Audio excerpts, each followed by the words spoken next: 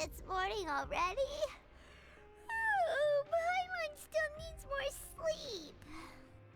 Let's take this morning off. Huh? Wait, look over there.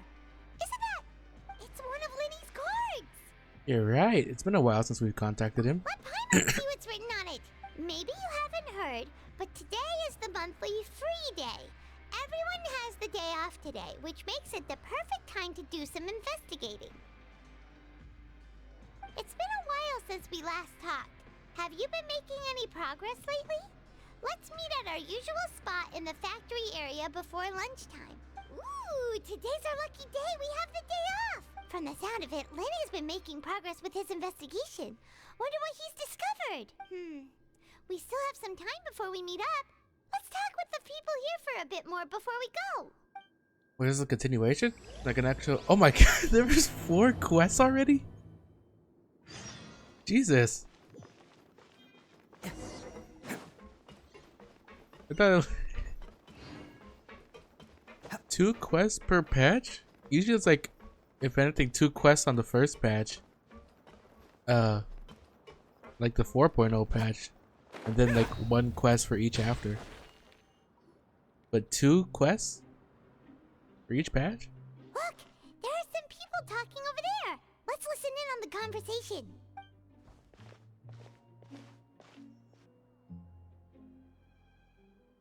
What they gonna be talking about?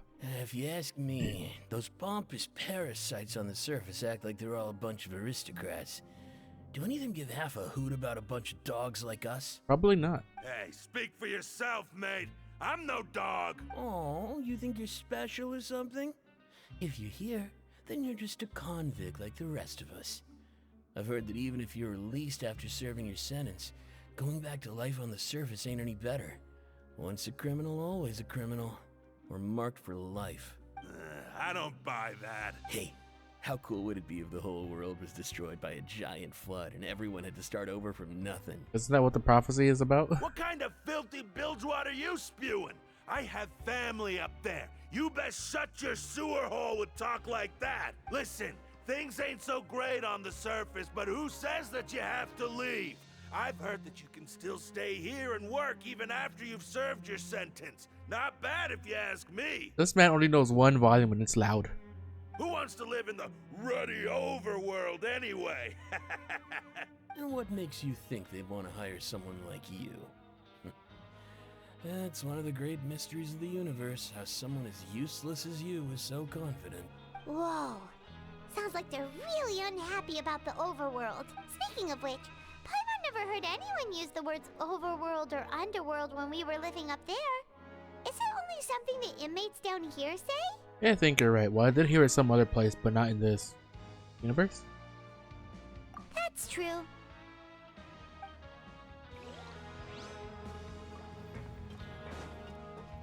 This one's closer. What's over here?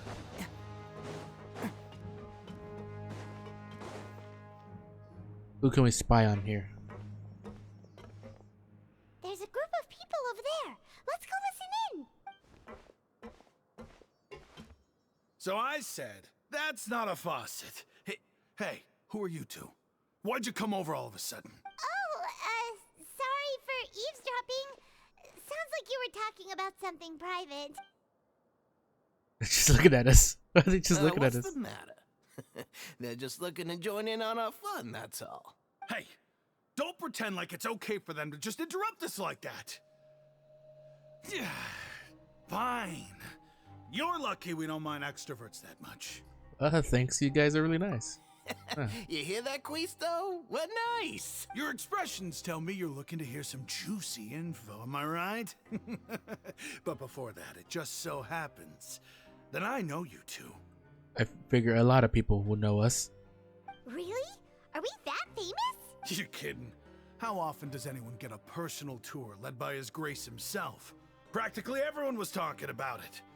Word has it that you also caused quite the kerfuffle. Oh, it was just a little mistake. A little mistake, huh? I like the way you put it. You see, people with a good attitude can join our group anytime, unlike some of the others here. Your group? I'm Quisto, and this is Lavaroon. People leaving. usually call us Saw the that. Bombshell Bros, but don't worry. We're not playing with bombs or anything. It's just that our information is always so explosive, and we blow minds on the regular. So, you two really like to gossip? Whew, you sure know how to embellish. No. You don't get it. Knowing intelligence will make things better for you here. For example, knowing who's working with whom, who has the latest rumors, who's not getting along. Wouldn't you like to know all that? Sure, fill us in. Whoa, all this info's worth something, you know? You should prove you're worthy of it. Do we want coupons? I'm gonna I do. don't mind him. Quisto's always this way. Just play nice and say something to massage his ego. The welfare meals. Talk about the welfare meals. We ate the most incredible welfare meal recently. Right. That meal we had yesterday was super delicious. Paimon can still taste it whenever she closes her eyes. Is that so? To tell you the truth, I've been helping out with making those welfare meals. I've been working as a kitchen assistant for about a month and a half now. Well, that's why they're so good, you know? Oh, so you're the one who made those delicious steaks. Amazing. You could be a professional chef. You are correct. I am a true professional.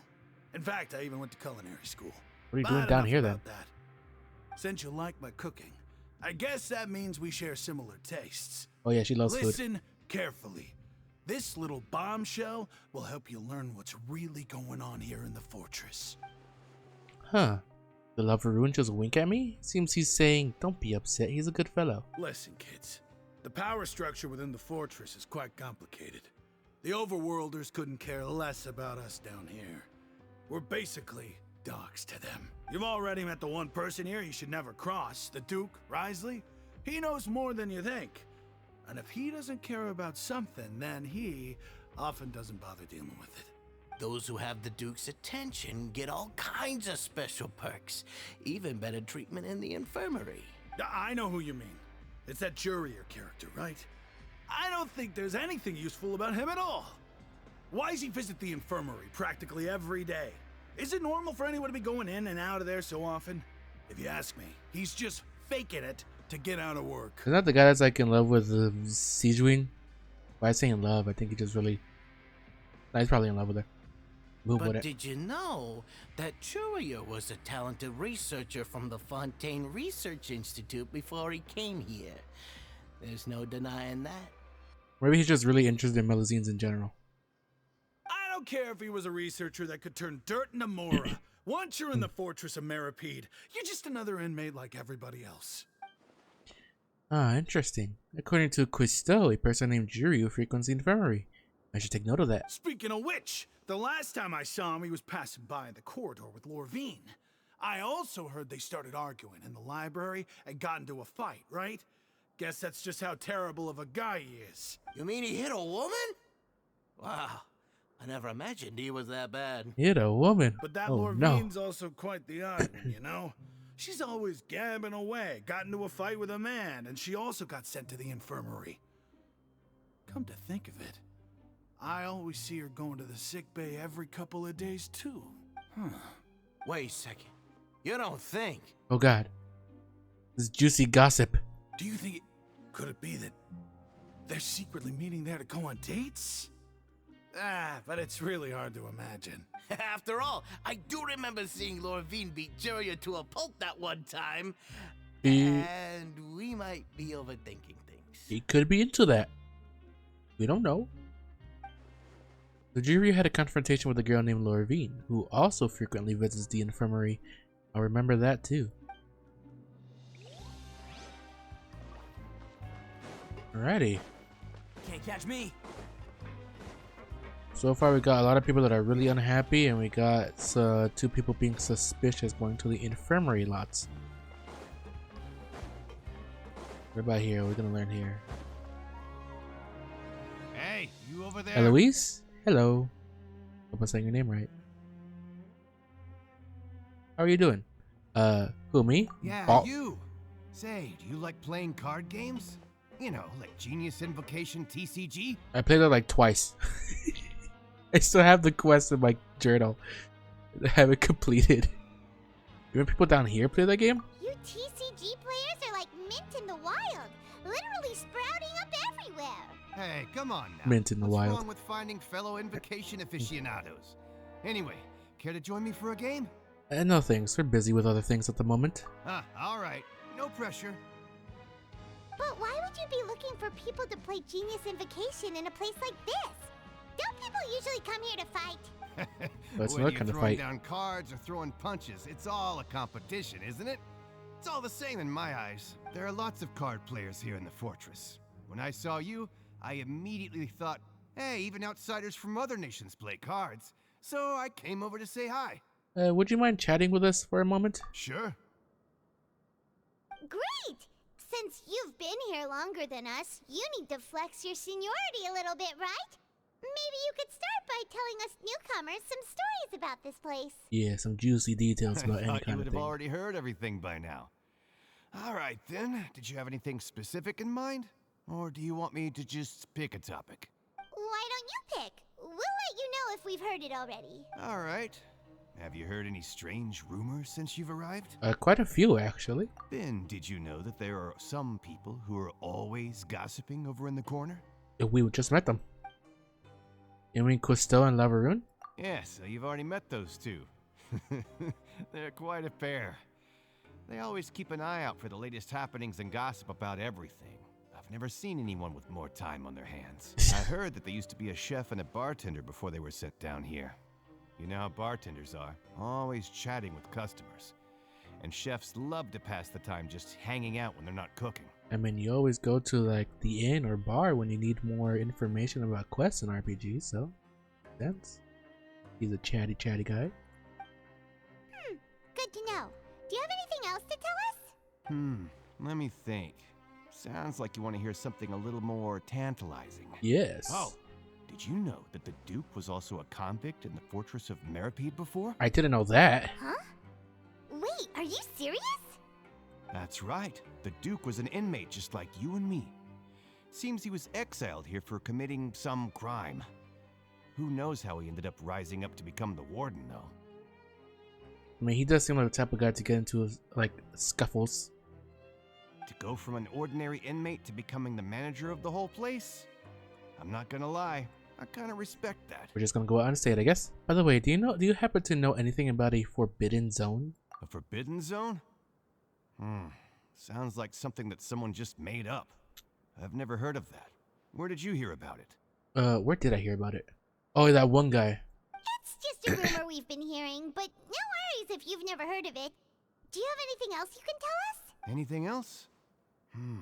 Not that I can think of, but I'll be sure to tell you anything interesting I hear next time. You'll have to play a game of Genius Invocation with me first, though. Sure, I'm not very good at the game though. Okay, we've talked to just about everyone, and it's about time for us to go meet Linny. According to the card he left us, we should go meet him in the production zone. Going to the production zone. Gotta meet with Lenny so I can try to get help from Fremine.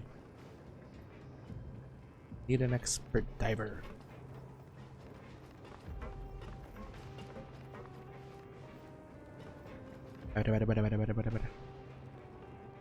Doing a little jig.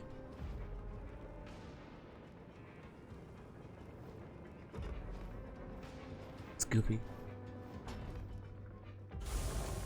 Alright. Where are you, Lenny? Oh, he's all the way up there. How do I get up there?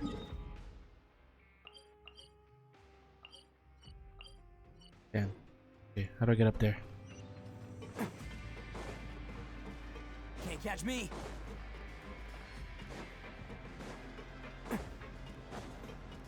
More elevators.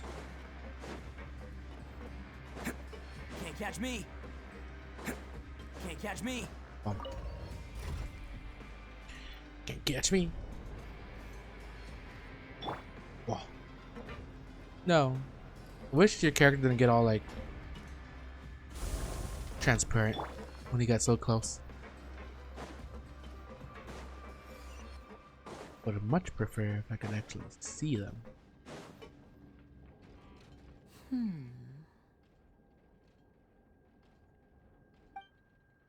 Hey there, Lenny. Huh?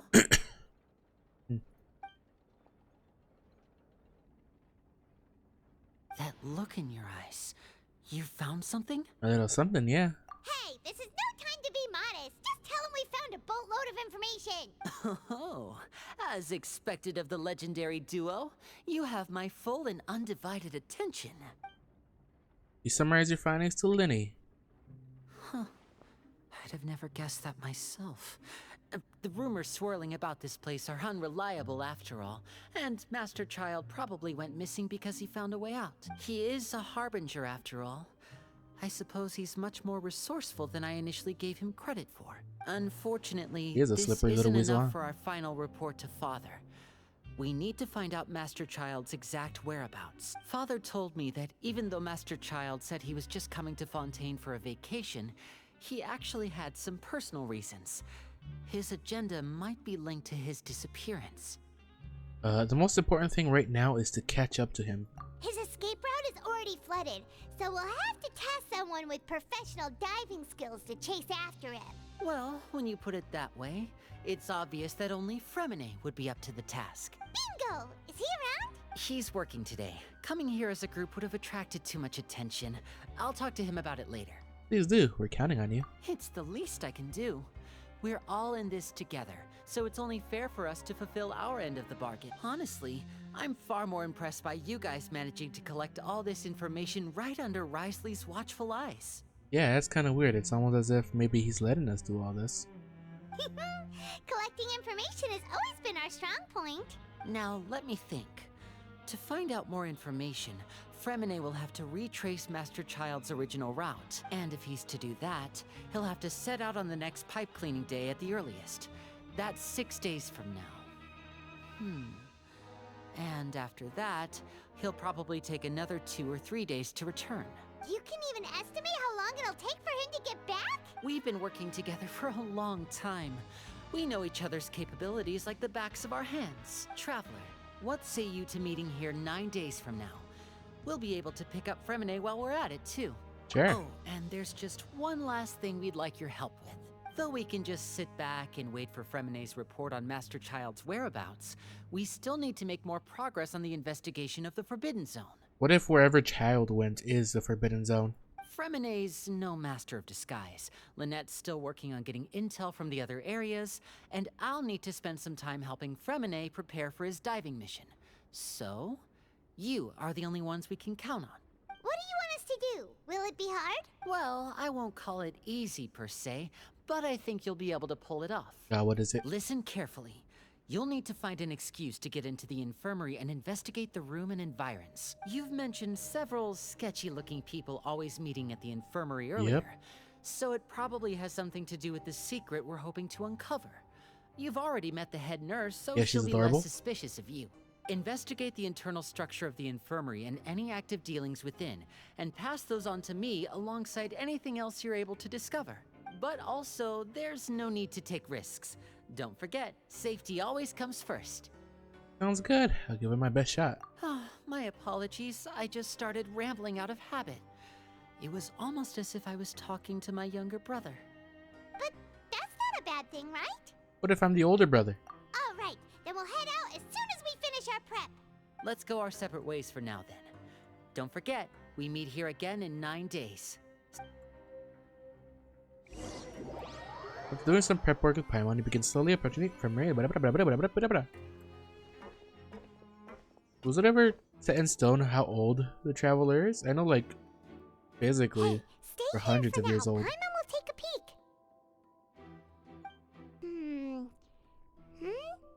There seem to be several people inside. Let's try to eavesdrop on them first. You and Paimon hide in a corner and try your best to eavesdrop on the people inside the infirmary.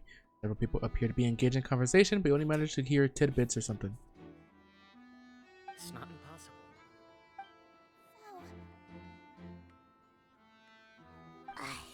It's a bit hard to understand them from here, so why don't we just try to talk to them in person? Let's go as soon as you're ready. Would they even want to tell us about whatever they were talking about? You nod and take a long, deep breath before inhaling a large amount of vapor from a foul-smelling potion. You thought, oh god. Recall correctly, the potion is a result of a failed attempt at a alchemy you once performed with Paimon at some point. Oh god. Having given it a good whiff, you hand the potion back to Paimon. I can't read any of this fast enough. He's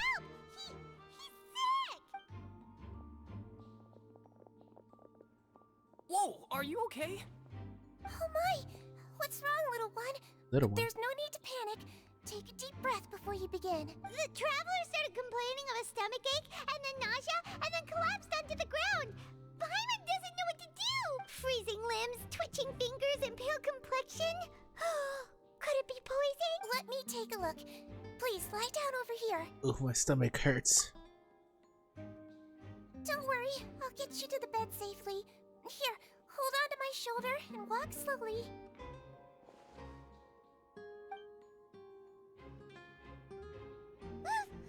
You can do it, Traveler! Thank you, I'm sorry. Don't apologize. You're sick after all. Now, please relax. I'm just going to do a preliminary checkup on you.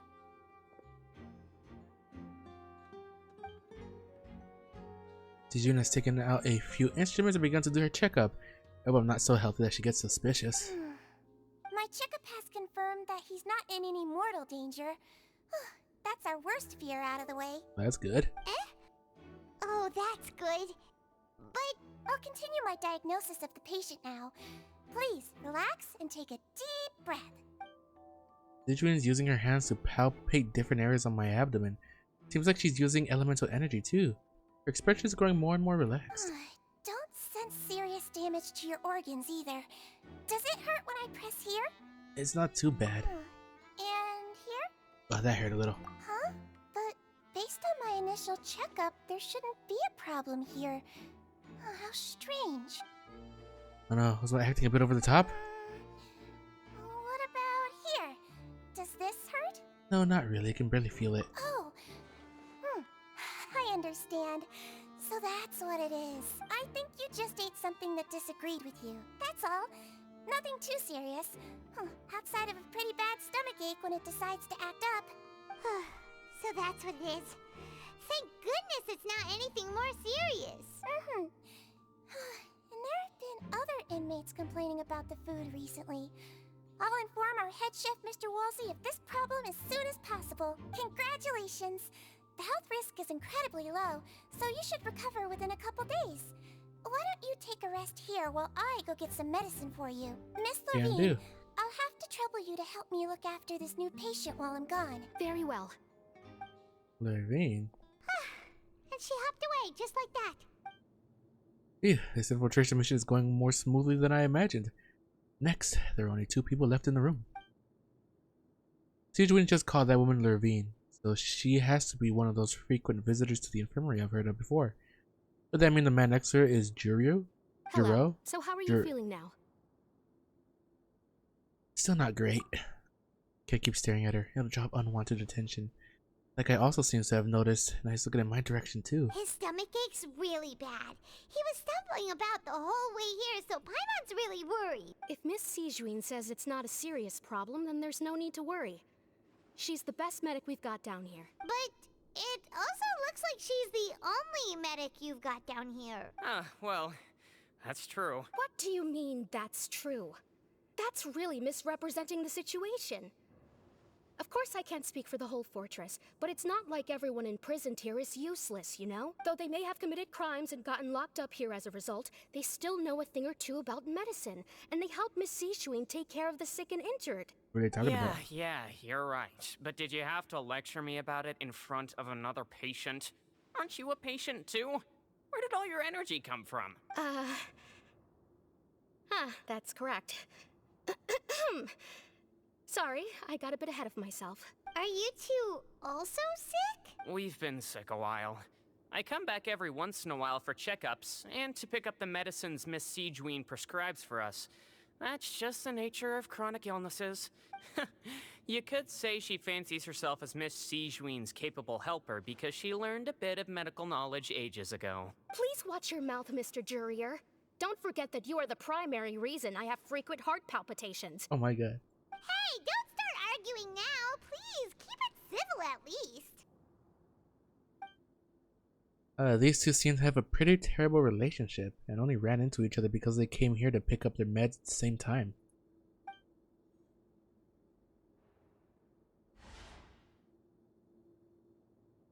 But outside of the two of them, there's nothing suspicious inside the room.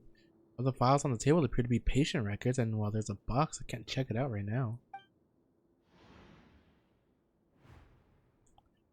There also aren't that many furnishings on the wall.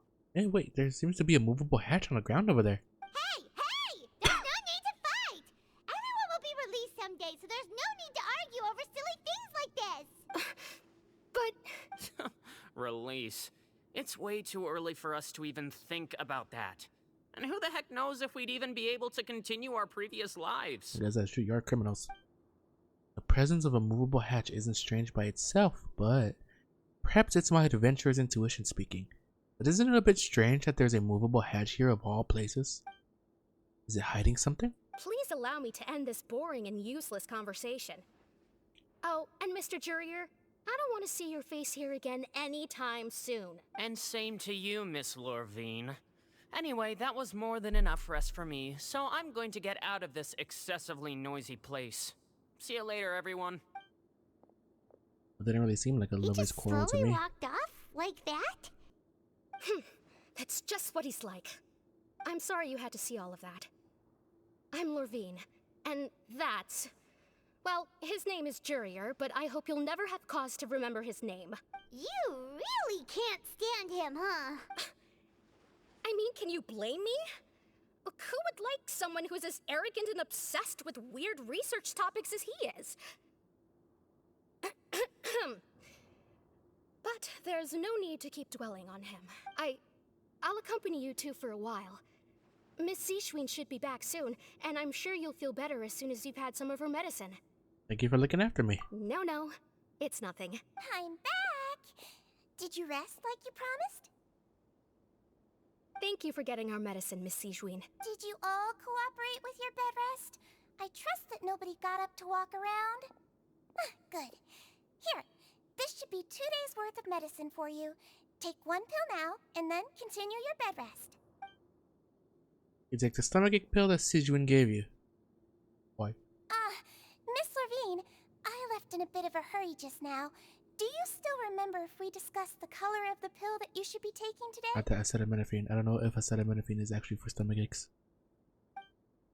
I remember. You said it should be yellow. Did they talk about that before we walked in? I don't remember. Yellow, huh? I understand. These are yours. Please, make sure to go to bed early after taking them tonight. You'll benefit from a good night's sleep. All right, then I'll also be on my way now. I hope you feel better soon, too. Thanks. See ya!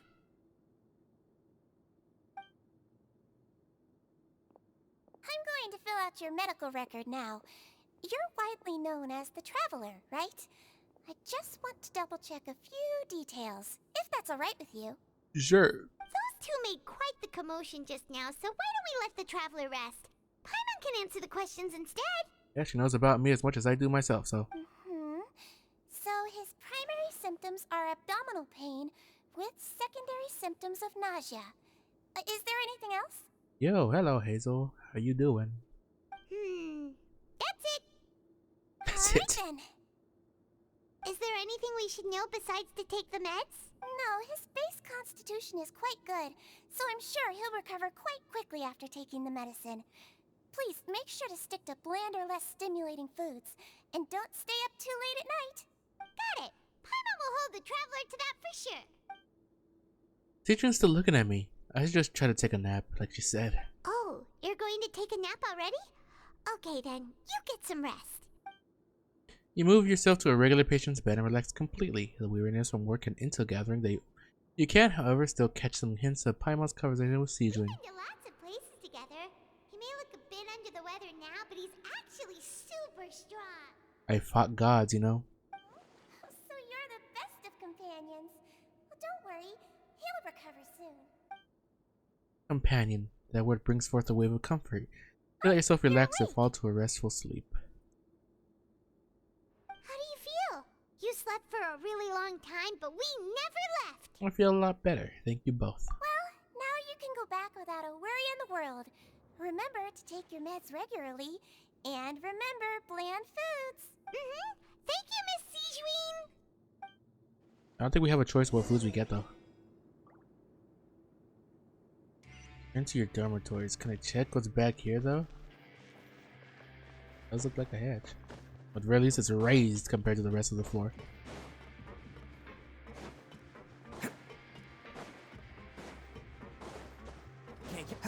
Wow. Boom, boom, boom. Can't catch me. All right, that's another day done. You really are something. To be able to fall asleep like that and even sleep talk the entire time, you scared Paimon half to death! I was sleep talking. Did I say anything I shouldn't have? No, but you kept mumbling things along the lines of, Pyron, don't take my grilled fish, and put down the Adeptus Temptation now! Paimon talked with Siege the entire time you were asleep. She seems like she's just a sincere nurse, and Paimon didn't notice anything unusual in the room. Are you sure we're not going off track with the infirmary? I did notice something. Are we really off track though? There are still a few weird things about the place. That movable hatch on the ground, as well as the question Sijuin asked Lurine. And also, were they really talking about their meds before we walked in? Oh, and was Lurine and Jiro's argument genuine, or were they just putting on a show? Paimon, hear me out. Whoa, you really are super thorough. All those tiny little suspicious things that Paimon didn't even pick up on. We've got to give the info to Linny. Over the next few days, you and Paimon work at your stations as normal. During your shifts, however, you manage to find opportunities to write keywords relating to your suspicions on a piece of paper.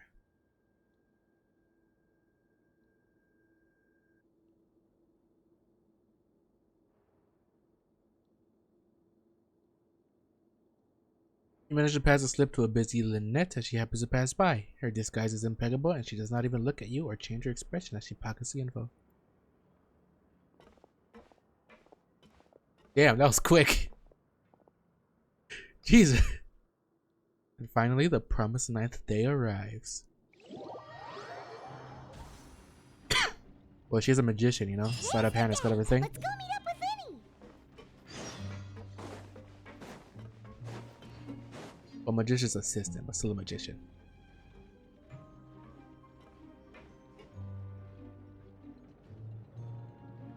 Yellow? Hmm?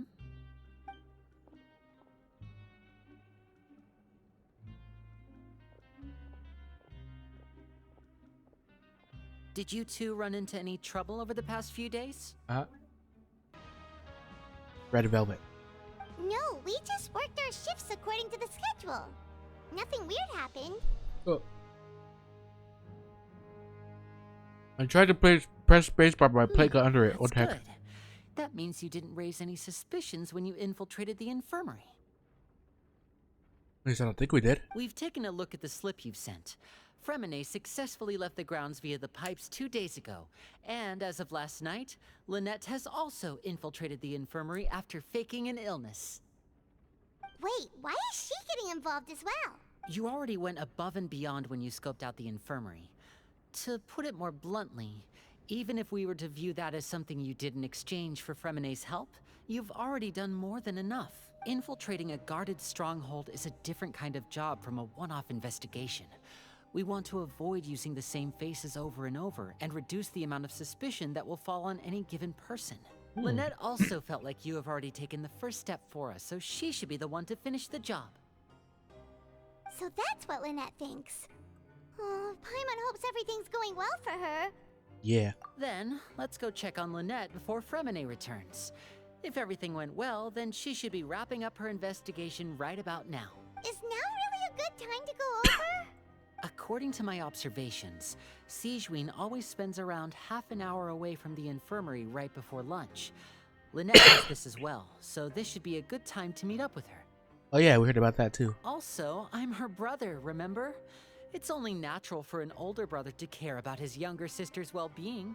Okay, then let's head over right away.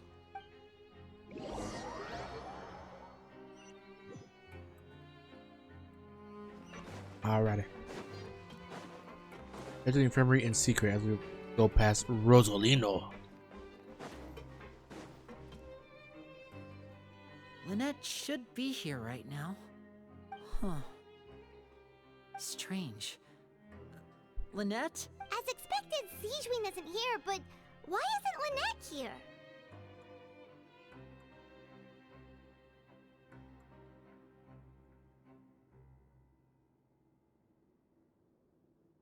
Sorry, I was eating cake. Hello, Caitlin. I'm saying your name right. How are you? I'm doing good. How about you? No, Lynette rarely deviates from the plan. We agreed that if she were to make changes on the fly, she'd find a way to let me know. Unless... There is Let's a see way. if there are any clues around here. We can look while we wait for her. Who knows? Maybe she'll be back soon. Okay. Maybe she also found the hatch.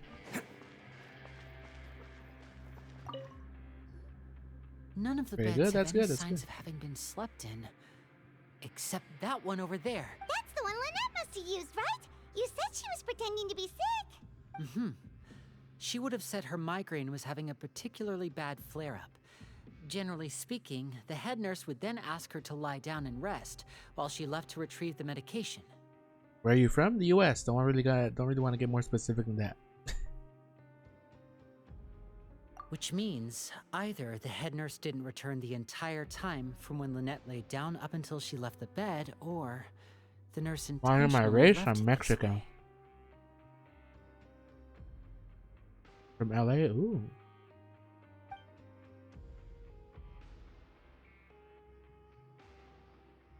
Oh no, it's not a good sign. Lenny's getting worried. How long have I been streaming? I've been streaming about 5 years, I'd There say. are some books here and a few files. They all look like medical records. But it's not been like 5 years straight. There's been like times where I've like not streamed for like a good year or two. But like I've started streaming 5 years ago. Advanced nursing, how to raise the spirit of your patients, a quick guide to the psychology of emotions, and the meaning of laughter. These sure are some interesting books. Who knew Sijuin would be interested in these kinds of things? Well, I mean, I feel like as a doctor, she tried to, know about people's emotions, especially since she's a Melusine. She even has books on understanding people's motivations and feelings. Is it because she's a Melusine? Or does she have a need to understand her patient's emotional state? The one I got right now is a 3D, the V-Roid model. Seems quite normal to me. These are skills that would come in handy for a nurse from time to time.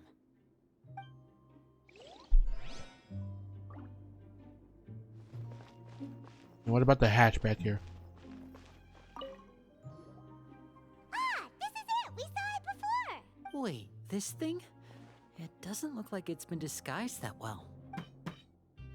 Then he leans down to get close to the movable hatch and starts tapping on The it. space behind it is empty.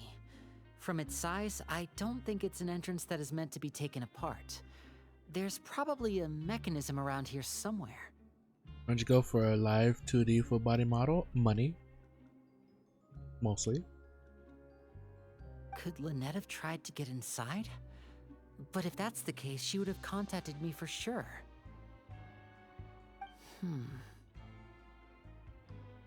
Let's look around here for some more clues. Don't panic, just take another look. I don't think we're the ones panicking, Lenny. So look on Lenny's face, he's definitely beginning to panic. Don't panic, he probably said that subconsciously more for himself than anything else.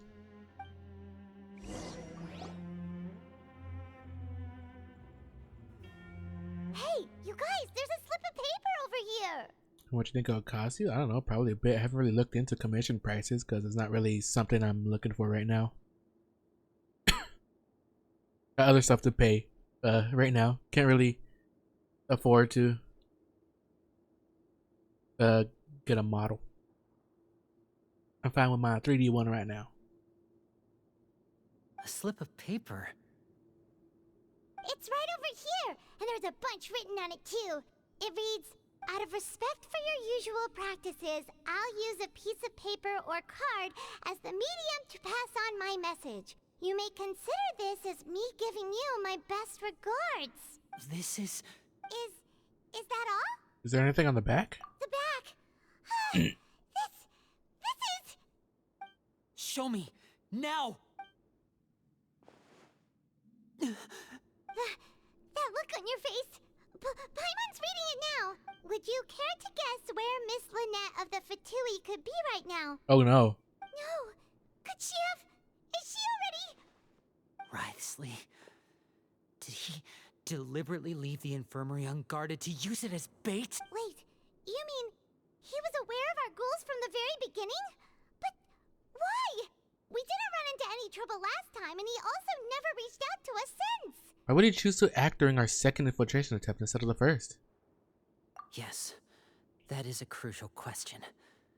Writhsley, he doesn't do anything without a clear goal or reason.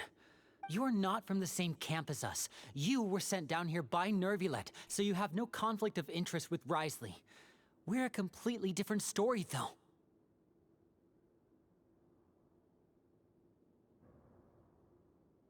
Alright. Why did he only go after Lynette? I'd like to know that, too. Why did he only go after her? Don't panic. Just think everything over. I have to stay calm. This is not like what happened last time. The situation's different now. Oh yeah, they were separated, so he's probably having PTSD of that situation. Wait, you're right. Wait, but that means the fact that Fremine was able to leave the grounds. Could Writhsley have let him go as well? But what does he gain by letting Fremine leave like that? I get it now. He deliberately made them both disappear. So he's challenging me and trying to provoke me, I'm sure of it. We never should have sent out Fremine. We had to go through all that trouble to find an opening to sneak him around the guards and into the pipe, and we even thought luck was on our side. If Writhsley let him leave on purpose, then he's probably in a terrible spot now as well. He's pacing. Lenny's getting more and more panicked. We have to calm him down. Then he calmed down. Don't be like this, Lenny. Fremine wouldn't have left if we hadn't told you about Child. That was our fault. Commissioning an artist? No, I am not. Really not. Not right now. Like I said, not commissioning anything. For a while. No. I'm the leader of this operation, and I'm the one responsible for this team. I was the one who failed to protect them. I'll go talk to Writhsley. Hey, don't be reckless! Traveler, please talk some sense into him. I simply cannot allow Lynette to be abducted again. I have to go. I'll find a way to get them back. He's rushed out the door! After him! I see she was here the whole time? Or we didn't notice her? Are you smiling? Right. I feel like we still have some room to make changes on these details. It's not impossible, but it'll require extensive testing. Is that so? Very well. Then please be mindful of the time. Huh? Is someone? Pack everything up. Whoever's outside is eavesdropping. They'll probably come in once we stop talking. Someone! Please help! He's sick!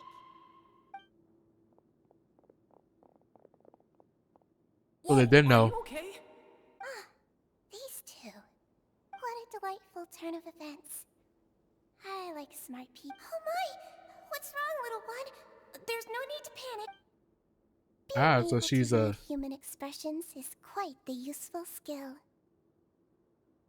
That's why she's so interested in human expressions and stuff.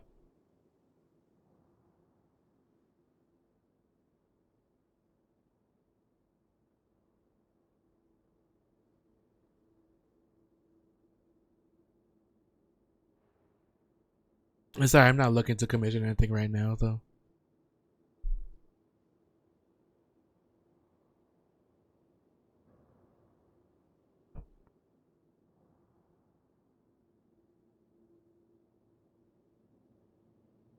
Okay. Lenny, wait! It's no use. We have to catch up to him. Come back here, Lenny. What did he say? He's already out of sight. How is he so Where'd he go? fast? Let's go head him off at Writhsley's office. He's going straight to his office.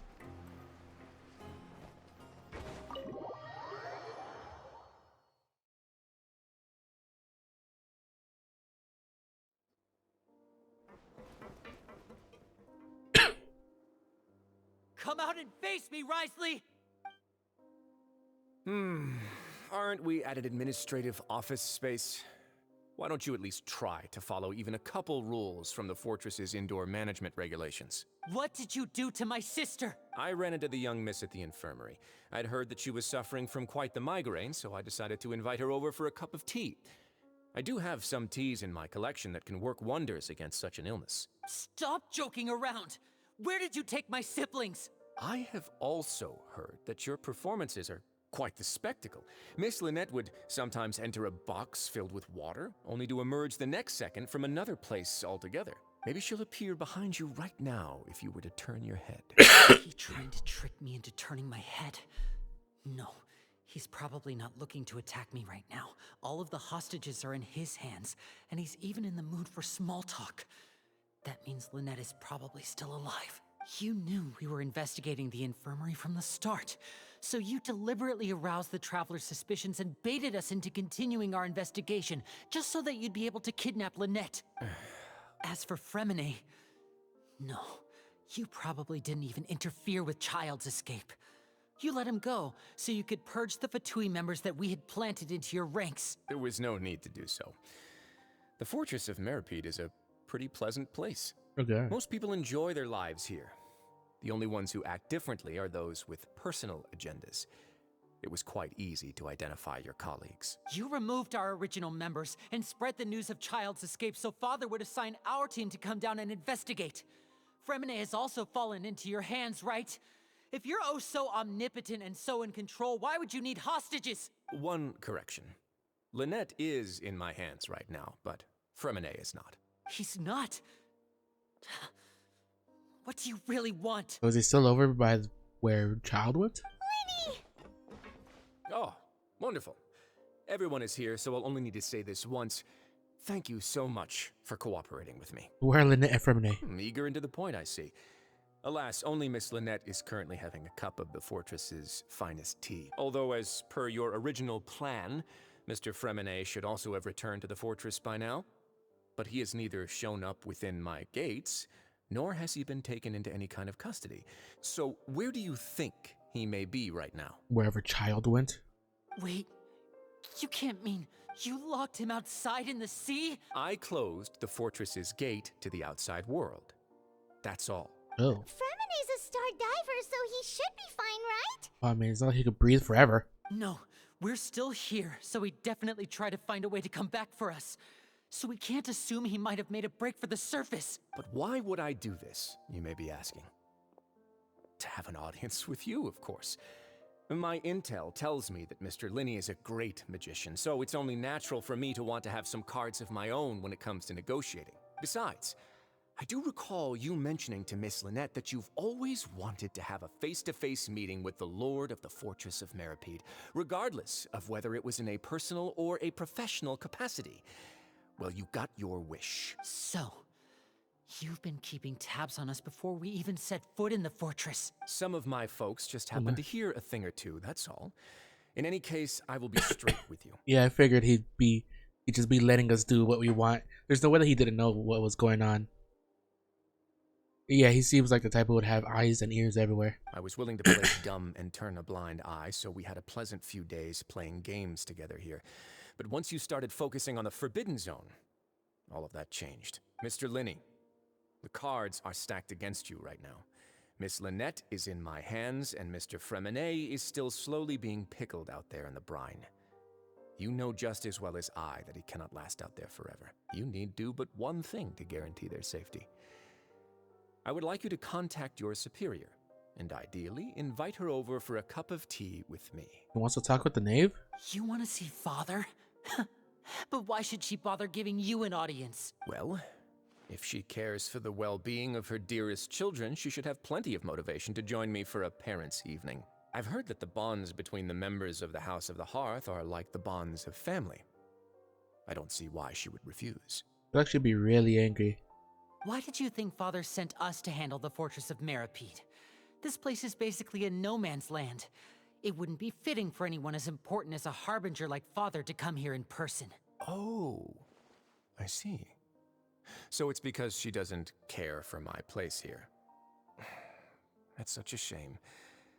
After all, I've amassed quite the tea collection. I was looking forward to sharing it with her. Both Monsieur Neuvillette and Lady Farina have already received many samples as gifts. Was this the extent of your master plan to get to Father? No matter how much pressure you may put on me, I won't allow you to use us to blackmail her. You people really are difficult to get along with. All I'm asking for is a face-to-face conversation. Does she truly have no interest in the fortress's secret? Mr. Linney, you have one last chance to invite your father here. If you refuse... Linny! Why do you have to do this? Instead of asking why I'm doing this, why don't you try to see things from my perspective for a second? From the very beginning, the Fatui has been actively infiltrating my fortress. I gave you a warning by cutting off the first few operatives I found, but that only caused you to double down. Had you given up on the fortress then and there, I'd have no reason to want to talk. Mr. Freminet left the fortress on his own, and Miss Lynette tried to pry out my secrets right in front of me. No matter how you look at it, the responsibility for this falls on you. I shouldn't ask Father to do anything because of us. 6, 5... Wait, 2, 1. Time's up. It really is a shame, Mr. Linney. Risley! Negotiations have broken down. Please leave, ladies and gentlemen. It's time for my afternoon tea. Please wait, can we really not talk about this some more? Yeah, listen to the Traveler. If you can't talk to Linny, can you at least talk to us? You do realize that I'm only letting you go because of Neuvillette, yes? You're here helping him out, and I've already done my best to stay out of your way. But that doesn't mean you can just do whatever you want. The fortress may be small and remote, but it still has its own set of laws. Please spare Freminet and Lynette. I could fight you for it. You know as well as I that I'm a good fighter. Then how about this? Those who are capable deserve respect. You've spent quite some time investigating my home turf by now, so why don't you tell me a thing or two about what you found? I'll ask you 3 questions. Answer all of them correctly, and I'll agree to your request. Oh shit. Question 1.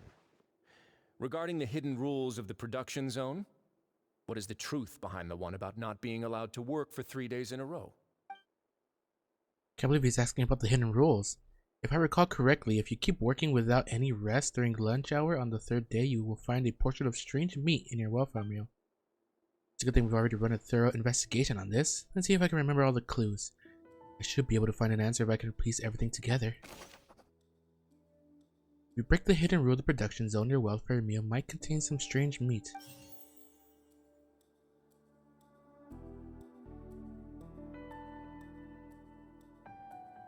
Who will see it if you keep it good? I've been told that the infirmary is always empty for the half hour just... No, that's not the it. Fonta promoter has been struggling. That's not it. We often see Miss Siegewin observing the prisoners at work. That's not it. Fonta's internal report suggests that... Not it. The research notes said that the Melazine race perceives the world... According to Collins, the Pancration tournament only took place because the Fonta company sponsored Okay, it. never mind. One of these has a The bit. company must want a return on their investment as well. You will see it if you keep working continuously. Oh wait. We often see Miss Siegewin observing the prisoners at work near the production zone. It seems like she can perceive the general state of a person's health just by looking at them. Under what circumstances does the strange meat appear? I've been told that the infirmary is always empty. The Fonta promoter has been struggling because he doesn't recognize... The research notes said that the Melazine race perceives the world very differently from humans. As a result, the Melazines have also developed a sense of aesthetics that appears rather strange and alien to humans. Could it be this one? Why does the strange meat appear the way it does? Oh no way. The research notes said that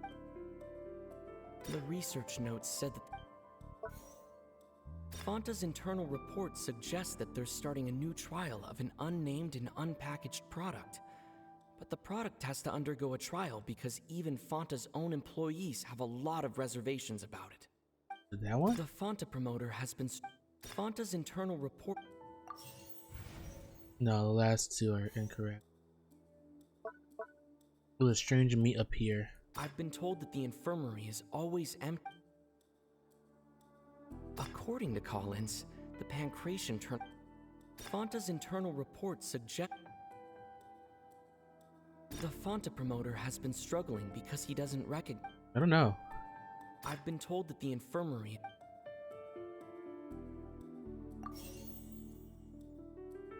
The Fanta promoter has been struggling because he doesn't recognize the real The research notes said that the. Got it. So that's what's going on. Paimon understands it now. Who would have guessed? The hidden rule of the production zone. People are not supposed to work She 3 put on the days glasses. in a row, and if they do, they'll get strange meat in their welfare meal. At first, we thought this strange meat must have something to do with the people who disappeared. But in reality, they were all prepared by Sijween, the head nurse. She often visits the production zone to observe the workers' health and makes a note of anyone who has worn themselves out after 3 full days of work. Out of her sense of duty as the head nurse, as well as her genuine concern for the workers' health, Sijween visits the cafeteria right before lunch and cooks an extra dish for those who can use the stamina boost. Is that what that meat was supposed to give us? Sijween has only the best intentions with her surprise gift and doesn't want anyone to find out about what she does. Unfortunately, Melusines as a race perceive the world differently from humans, and their sense of aesthetics is even more alien to us. The recipients of her lovingly prepared special meals cannot taste the care within and usually just freak out. Are we on the right track? Not bad. You've uncovered Sijween's secret and even guessed her intentions correctly as well. It's nice to know that her efforts have not gone unacknowledged. All right, now for my next question. There are also some hidden rules in the Pancration Ring, including the one that you're not allowed to support both sides of a fight. Why is that? Hidden rules of the Pancration Ring. I remember if someone tries to support both boxers at the same time, they'll receive a package the next morning, which contains a strange blood-colored liquid. We've also done a lot of research on this matter. Let me sift through what I found and come up with the correct answer. If you violate the hidden rules of the Pancration Ring, you will receive a bag containing a strange blood-colored fluid. That was to be who sent the package containing a strange blood-colored fluid? I'm guessing it was Fanta. Fanta's internal reports suggest that the Fanta promoter has been struggling. Fanta's internal report. Oh.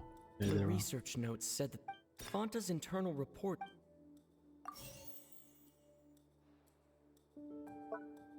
Oh, I could change it. Who sent the package containing the strange blood-colored fluid? Fanta's internal report. The Fanta promoter has been. That? Why do only those who buy tickets to support both fighters receive the package? Oh no, it is it. The Fanta promoter has been struggling. Is that one? Who sent the package containing? According to Collins, the Pancration tournament. Was that one? I got it right first try. Look at that. Paimon gets this rule too now, so there really was nothing to be afraid of. That hidden rule of the Pancration Ring is about how, people are not supposed to bet on both boxers at the same time.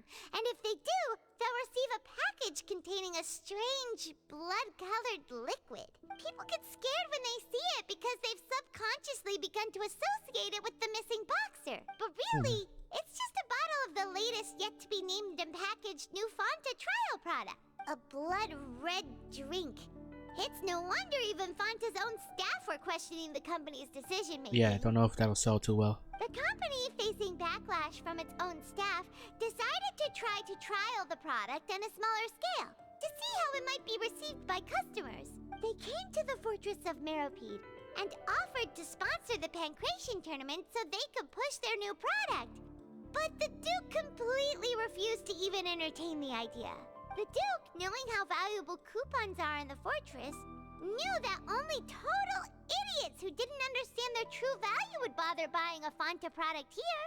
And so, only those who proved their stupidity by being dumb enough to bet on 2 opposing sides of the same match were selected to receive the drinks. I acknowledge the effort you've put into bringing the truth of this mystery to light. Although, based on your description, that Fanta promoter is a bit too careless with his words. I may just reconsider my collaboration with the company. Alright, and here's the final question. What's the secret behind our head nurse and all of her patients in the infirmary? Oh god. I haven't collected enough info to answer that question. Stop your cruel and pointless games, Risley! You know that we haven't finished our investigation, so there's no way we can answer the last question. Oh, calm down. You're not a fighter. Sparing Lynette and Fremine never even crossed your mind. Liddy, you're not a fighter. You'll Calm pay down. for this. Okay, he got shot. Hey, are you alright? Oh, close one. I owe you, Siegeween. That was a fantastic shot. It was nothing, Your Grace.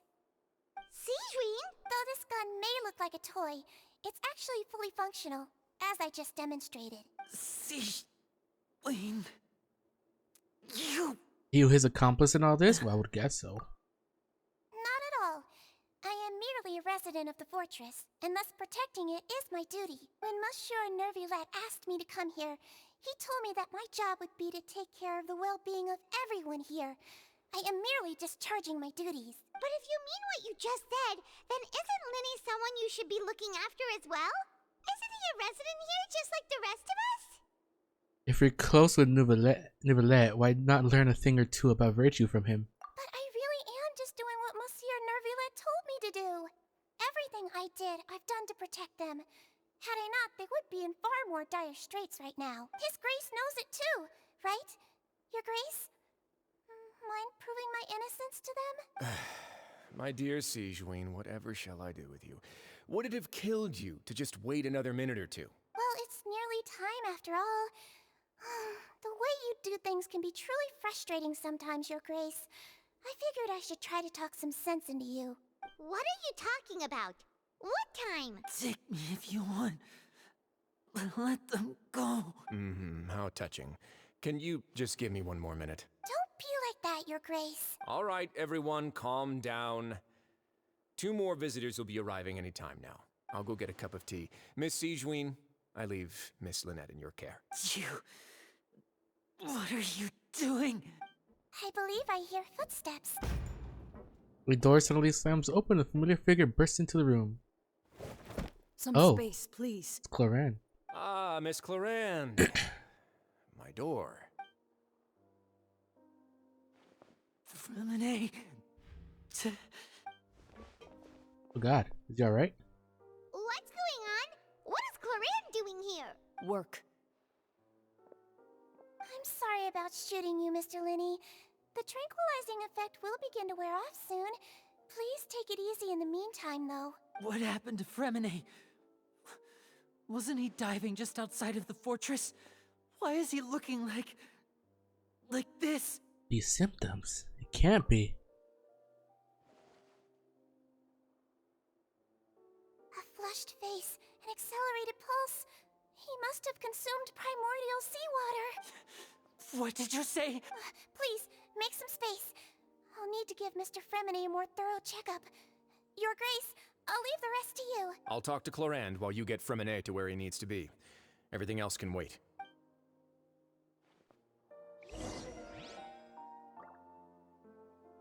Oh god, what's happening?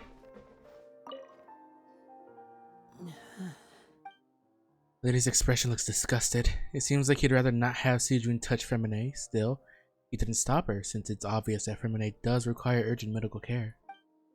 Siegeween's examining Fremine carefully. He doesn't look too upset, which is a good sign. Hope Fremine will be okay. How is he? These symptoms are probably caused by an acute ingestion of a large amount of primordial seawater. Still, his condition is not critical. Of course, it would be best if he stayed for further observation. Let's leave him here for now, and move him to the infirmary once he's recovered a bit more. Sorry. I am aware that the infirmary may not be your favorite place in the world at the moment. We do only have a single clinic in the fortress, however. Why would he ingest a large amount of primordial seawater after leaving the fortress? How could that possibly happen? Please, look after Mr. Fremine for the moment. I'll go fetch some medicine and a respirator. Oh, I'll bring Miss Lynette back with me. Where is she? How is she right now? Oh, she just took a nap in an empty room after I tranquilized her. If my calculations are correct, she should also be waking up right around now. You might not believe me, but His Grace and I actually made some snacks and tea for her. And he has finally begun to stop tensing the muscles on his face. Seems that he trusts what Sijuin just said.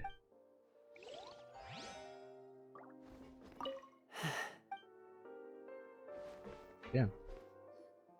What's that look on your face? I thought I made good time on the way back. Oh, I'm just admiring your punctuality. Had you arrived just a few minutes later, Sijuin may have been forced to shoot Mr. Linney again. How's the situation out there? The water has changed. It's pretty much as expected. The concentration of primordial seawater has increased significantly. Ah, so his water's changing outside. I was only out there a short time, so it wasn't too bad. But if one were to stay for any significant amount of time, well, you can see how that boy's doing. Where was he when you found him? The abandoned zone at the end of the pipes. A good distance into the water. Closer than I thought. He must have recognized it early on and tried desperately to swim back. Locking the door was necessary. I don't think we could have saved two. Well, I did try to convince him that I had my reasons. Never seems to work, though. It would probably work on Neuvillette. He has a knack for picking out who had good intentions, even when the outcomes were all terrible. It's a bad sign if you're having to plead your case to Neuvillette. Want some tea? Not particularly. If you want to drink some that badly, just say so. Fine, I'd like to get some tea. Want me to get you a cup too, since I've already made it? Might as well then, I suppose. Actually, do you have a towel? I would like to dry my hair.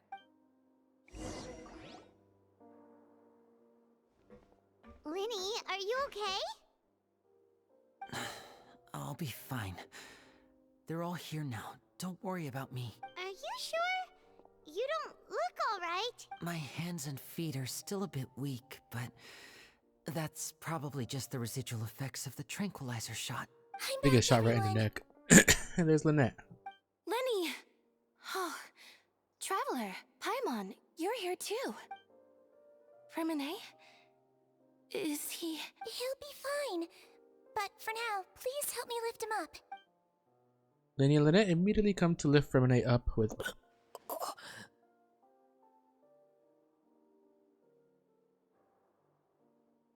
Hello.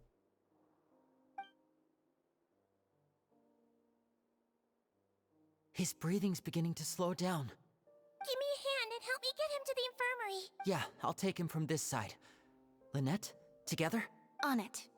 Traveler, you seem pretty worried about him. Want to come with us? Very well. The Duke and Clarande are gone. You want to go have some tea? They probably went to get some tea. The Duke will explain the truth in just a bit. Miss Clarande will need a break, since she only just returned from rescuing Fremine out of the sea. Clarande saved Fremine from the sea. That's what happened there. What happened there? That's not where I want to go.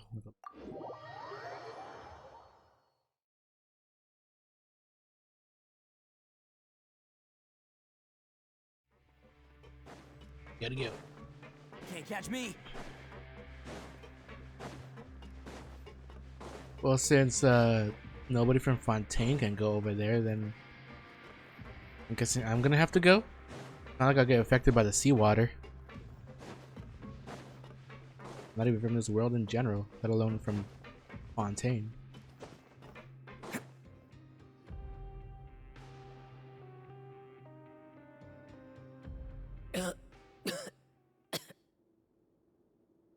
He's awake. Fremine, how do you feel? Lenny. Lynette. We're all here. Where am I? The infirmary, at the Fortress of Meripede, Mr. Fremine. And you are no longer in any danger. How do you feel? Don't push yourself if you're not feeling up to it. Traveler.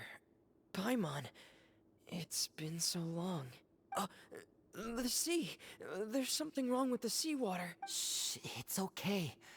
We can talk about it after you've recovered. No, listen to me. This is really serious. There's primordial seawater mixed into the regular seawater. I don't know why it's there, but no one should touch it. Happened after he snuck into the pipes. Pipes. Jeez. Coughing. Right, the pipes. It's all coming back to me now. Did you see Child there?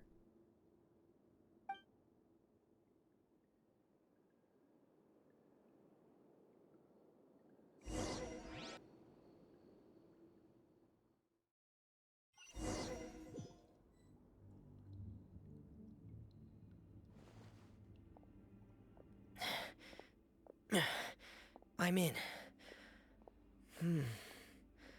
Seems like this pipe hasn't been used in a long time. It looks abandoned.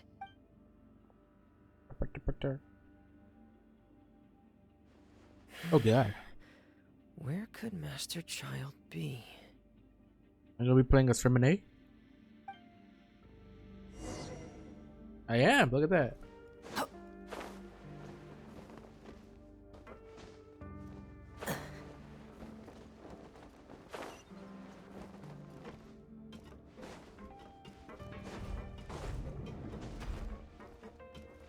What the heck is this place? This mechanism looks like it's been tampered with. Could he have done it? What this? Oh, just an elevator. Let me guess, I do that and then I go. Oh no, I thought I was gonna have to get on it quick.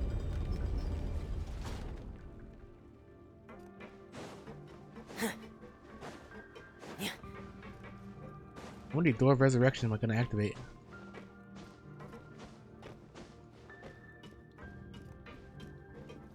This one's to raise it.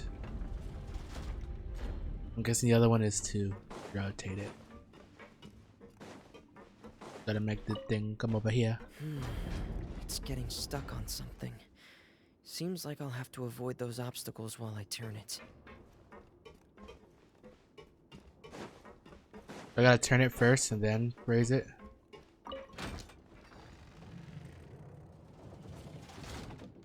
Probably what I gotta do.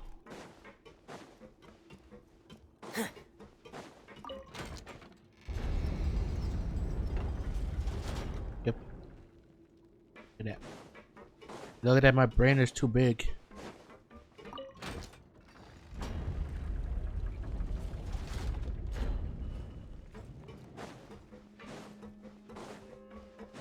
My brain is mucho grande.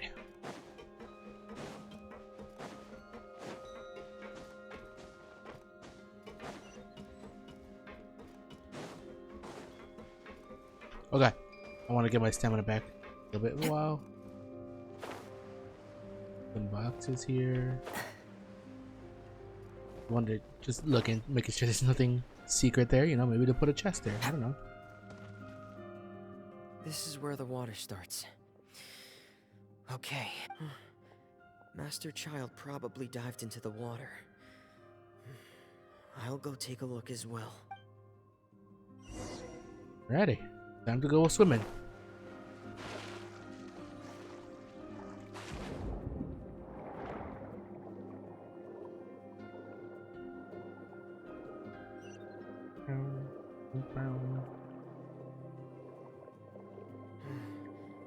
The vegetation here is a bit more sparse. These traces aren't natural. A person must have left them, and recently. There are traces here too. Where they can't tell. Keep going. Huh? The traces are gone, but I don't see where he could have gone from here. You want to open that? Wait, what the? My heart is racing, and it's getting harder and harder to breathe. What's going on? No good. I have to get back. They still don't know anything about what's going on. If I turn back right now, I should still be able to make it. Oh god.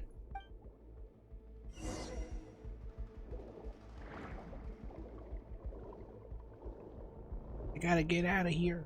I gotta run. My health is going all the way down.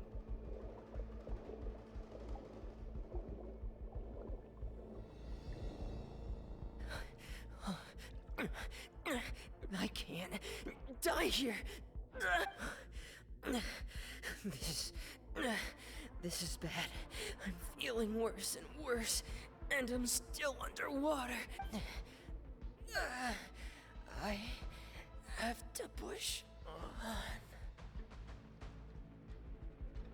Claren.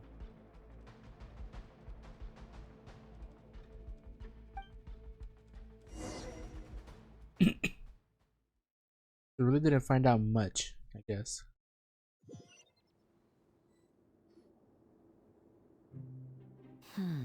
So, in other words, the trail you were following vanished, and you had no idea where Master Child could have gone. But there was also no obvious place for him to have disappeared to. That's right. I tried my best to swim back, but I had already put some distance between myself and the fortress, and I just couldn't find the strength to keep going. I probably passed out some time after that, and you know the rest. Miss Clarande brought you back, but we also don't know why she just suddenly appeared at the fortress, or why she went out to save you. Miss Clarande, you say? I must go thank her in person. You're still too weak, Fremine. You can go after you've had some more rest. Miss Lynette is right. I believe Miss Clarande will stay here as a guest for another few days, so there's no need to hurry. Guessing I don't know. Risley probably told her. Guest? Then I can assume Risley was the one who invited her to come down here? You should ask His Grace about that. He'll be able to explain better than me. Got it. I'll go talk to him. Yeah, it's about time he actually told us what's going on. Wanna come with us, Linny? No, please go on without me. I don't want to leave just yet. Linny. Hello, Stella Finn. How are you? I am doing fine. The logical part of my brain is aware that we're safe right now, but I still can't bring myself to leave. Both of you are just in danger. Understood. Then let's just sit together for a while. In that case, I'll leave the infirmary to you. The Traveler and I are going to head out for now. As long as you stay in here, I don't think you'll be disturbed. Thank you. You should be fine here, yeah? Gonna go find out what Le Deluge. Time to go find out what's wrong with or what's going on. How's your day? My day has been good. I've just been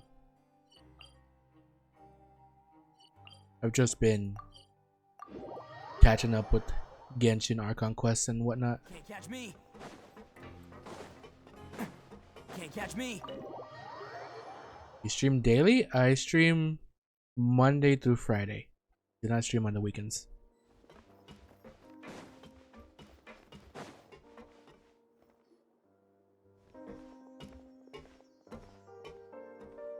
Excuse me. As far as like what time I start streaming, it's kind of all over the place. I end pretty much always at 10 p.m. but I'll start anywhere between like 6 or 7. I take it Mr. Fremine's condition has stabilized? Of course. I wouldn't have left the infirmary otherwise. Game do you like most? Probably RPGs of any kind, turn-based action. I've been expecting those two, but might I inquire as to the purpose of your visit, Miss Siegeween? Well, I play pretty much everything besides maybe sports games and RTS games. I wanted to check up on Miss Clarande. How are you feeling? Mostly fine, I think. Loren's a trooper. I'm sure she's If you fine. don't mind, I'd like to perform another quick physical exam. It'll just take a few minutes. All right. Thank you for looking out for me. I'll take my leave for now then. Well, want to explain yourself, Risley? Of course, but I'm not partial to the word choice of explain. How about enlighten? Please enlighten us as much as you'd like.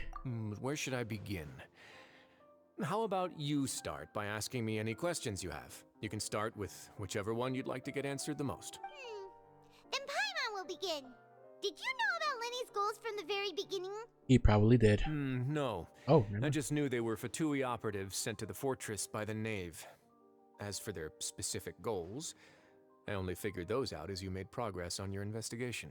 You know they're after the secret place or whatever. I forgot what it's called. The Forbidden Zone. You managed to monitor and stay ahead you didn't know what they were trying to do? They came here with ulterior motives. I'm quite adept at discerning what that kind of behavior signals. Why didn't you stop them? Initially, I thought their goal was just to investigate Child's disappearance. No, that's my goal. Linny suggested that I had deliberately let him escape, but in truth, I didn't really do anything special to help or hinder him while he was here. Everything he did, from finding helpers to leaving the place, he did on his own. Of course, it's inevitable that the knave would make a big deal out of her fellow Harbinger's unexplained disappearance. I'm also quite curious about where that Harbinger went. So I figured I might as well let the Fatui do their own investigative work. All I care about is the answer. So you were hoping Linny's group would just do your work for you. You make it sound like that's a bad thing. Unfortunately, things didn't go as planned. I assume that Fremine has told you already, the ratio of primordial seawater around the fortress of Meripede is on the rise. The Forbidden Zone has always been Linny's target, and you got roped into that investigation after running into him.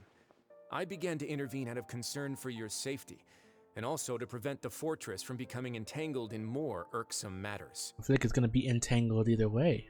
Are the rumors true? That you're also a former criminal? Why would you put it like that? Isn't staying here all day and serving as the manager of the fortress a kind of sentence unto itself? Another form of prison?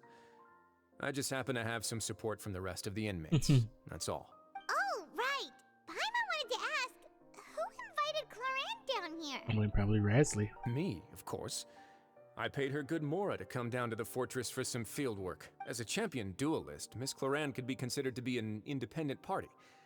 I needed to find an exceptionally capable person to help me get through the impending crisis. And saving Fremine was part of that crisis? You can think of it like that, yes. Credit where credit is due, that boy is quite adept at diving. Had conditions not been as hostile as they were, he probably would have found the missing Harbinger already. So the Forbidden Zone really exists? That's not something you should be asking after. Neuvillette only asked you to investigate Child's whereabouts. Which he could be in the Forbidden Zone? All I need to prove to you is that the Forbidden Zone had nothing to do with the Harbinger's disappearance. Oh. That should be clear now that you've spoken to Fremine. But we've already uncovered that there's something wrong with the infirmary, and we've answered a bunch of questions that you threw at us. Isn't it about time that you answer our last question in return? You make a compelling case. Do you really want to know the answer that badly? So I feel like we'll eventually find out anyways. Even if the truth may not be pleasant? I've learned a lot of truths that aren't pleasant, so... Follow me. What's another one? Oh. Can't catch me. The staircase. There's a hidden door here? And a whole basement behind it? Huh. You're pretty good at hiding stuff, Risley. It seems you've forgotten just what kind of place the Fortress of Meripede is. Yeah, it's a fortress. Alright, well, let's see what's down here. Stand on the central plate. Wait, is there a secret mechanism or... Whoa! Elevator. Once everyone has taken their positions on the circular plate, it begins to slowly move downwards. What the hell? Where the hell are we going? So, this is the Forbidden Zone? Honestly, for a place so well hidden, Paimon sure doesn't see anything special.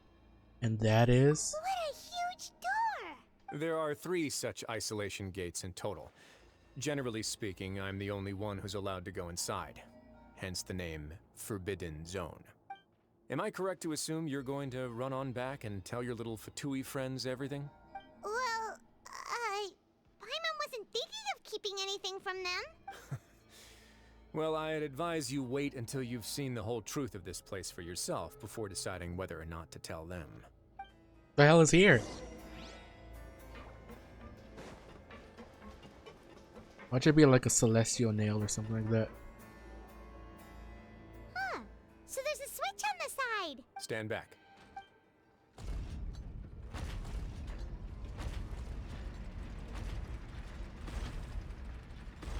Oh, they all just went up one by one. What's that in the middle of the room? Go on, have a look. Alrighty then. Doesn't lock me in here.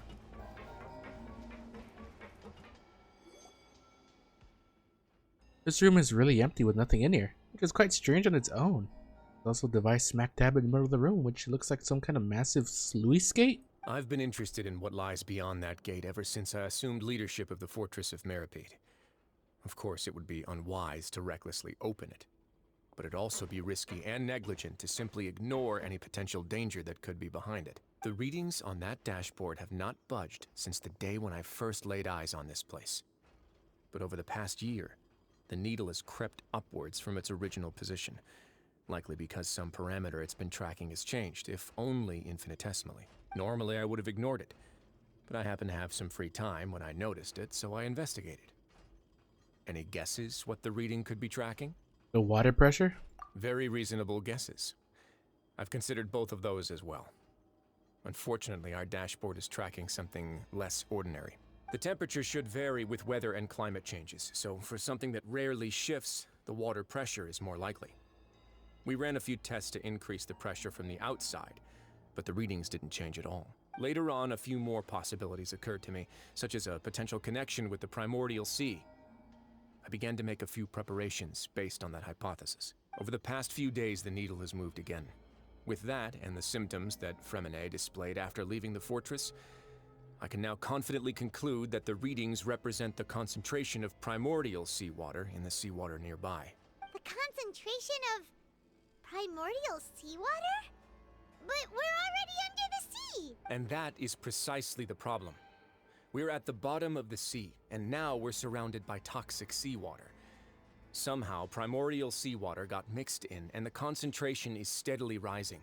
Primordial seawater is continually leaking into the sea? Where's it leaking from? Yes, that's very likely. But forget about the two of us. Not even Novelette knows where the primordial sea could be, much less where we could find and plug a leak. Oh. Oh! Seems like you've figured it out. I believe the primordial sea lies directly beneath this sluice gate. For some reason, the primordial seawater levels have risen significantly, and it's now very close to us. The indicators are now red. Although the gate still stands, some primordial seawater has already leaked out and mixed into the sea around us. If this continues, soon it will no longer be able to hold back the primordial sea at all.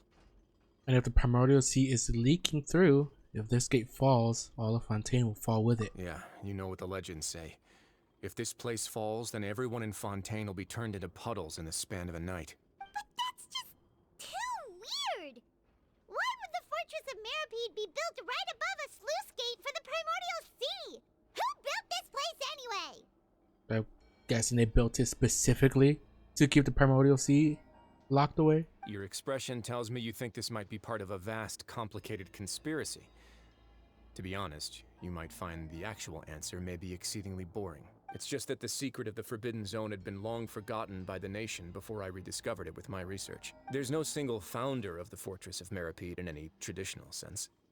What we know about its history has been left to us by the people who used to live here. When the previous Hydro Archon, Egeria, ruled the land, all convicted criminals from Fontaine were exiled.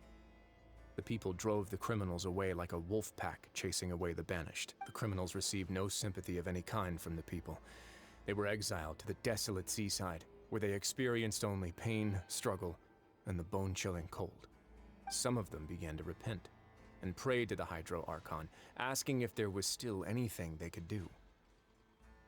The Hydro Archon took pity on them, and said, "You may go guard my secret, deep underneath the waves." And so, leaning on the power of the Hydro Archon, they gathered underneath the sea and began to build a fortress.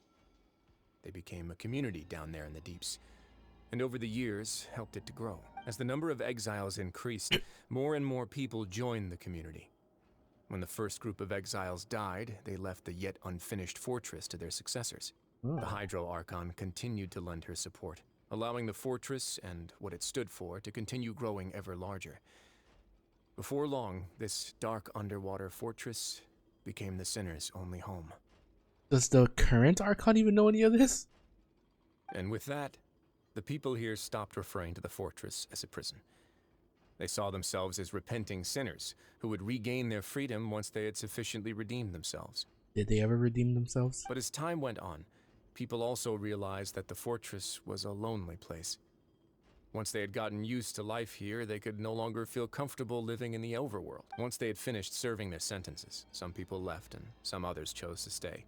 They'd find some idle position and let their withered souls fade away with the ancient secrets of the past. After many, many centuries, few people still remember the reason for the fortress's founding. Now they just see it as an integral pillar of Fontanian society, as the place where criminals deserve to be sent. Now and again, researchers manage to break one law or another and live out their days in the fortress. I learned all this from an elderly historian. Everyone else just thought he'd made it all up. But now you know every part of that history is true. Indeed. Jeez. It's just as the prophecy says. If this gate fails, then everyone will be dissolved into the sea.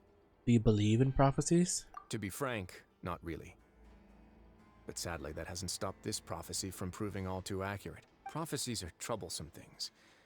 Just hearing one will create the first wave of panic. Seeing signs of it will bring about the second, and actually witnessing it in real time, the third. So, as the Duke of Meripede, just what do you plan to do about it? Let's go somewhere else. I want to show you something.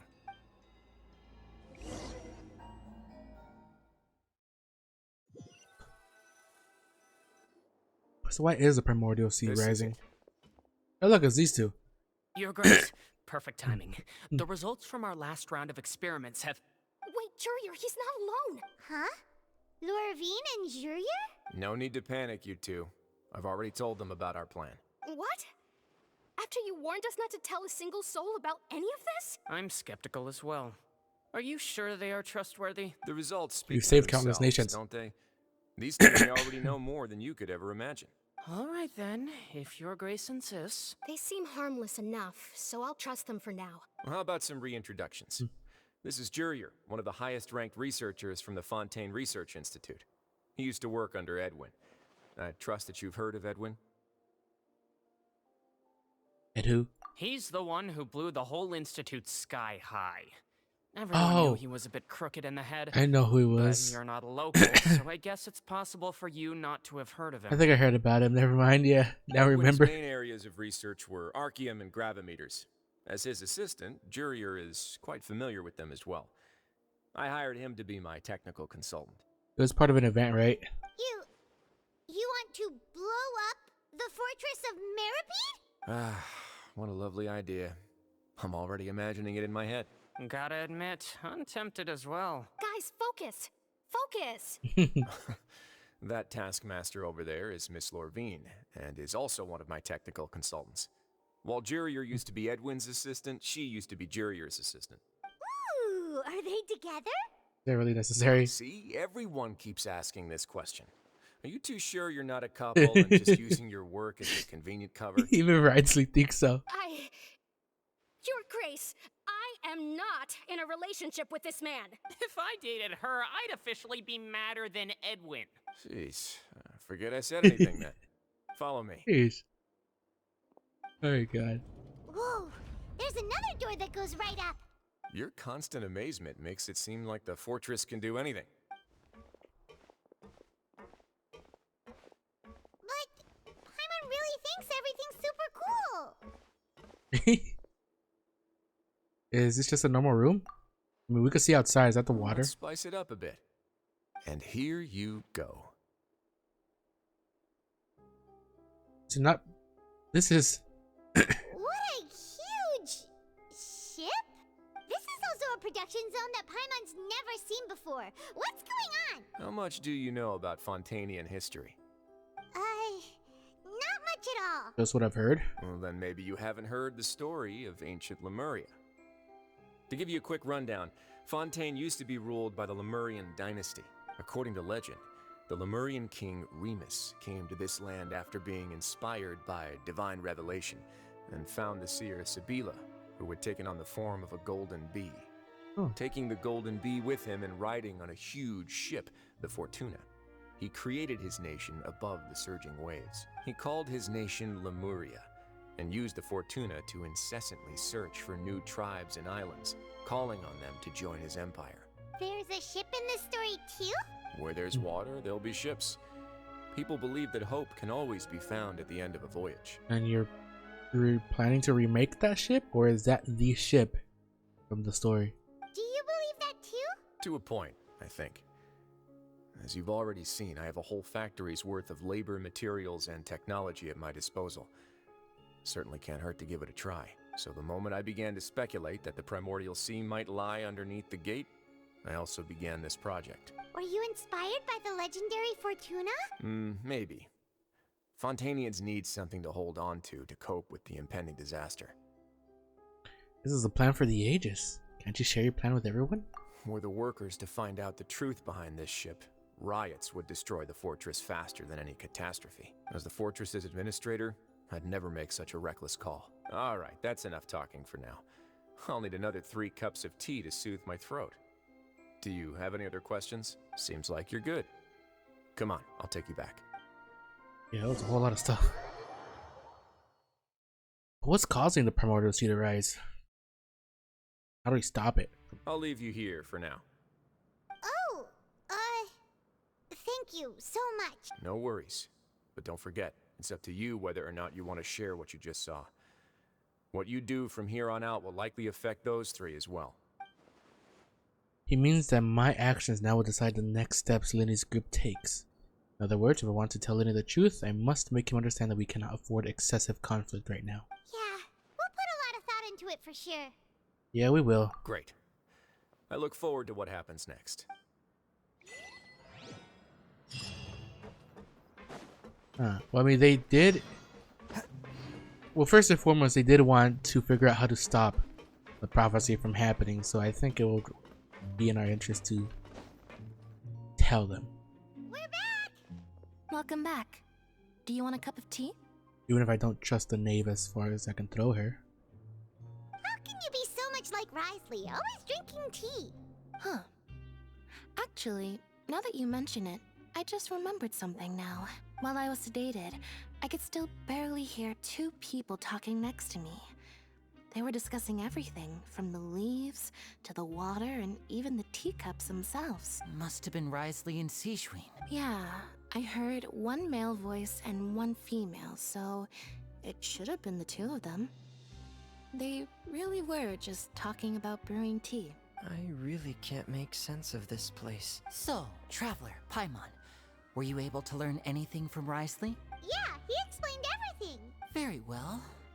Then, would you mind checking your answers against my speculations? Linny sounds a lot more like his old self.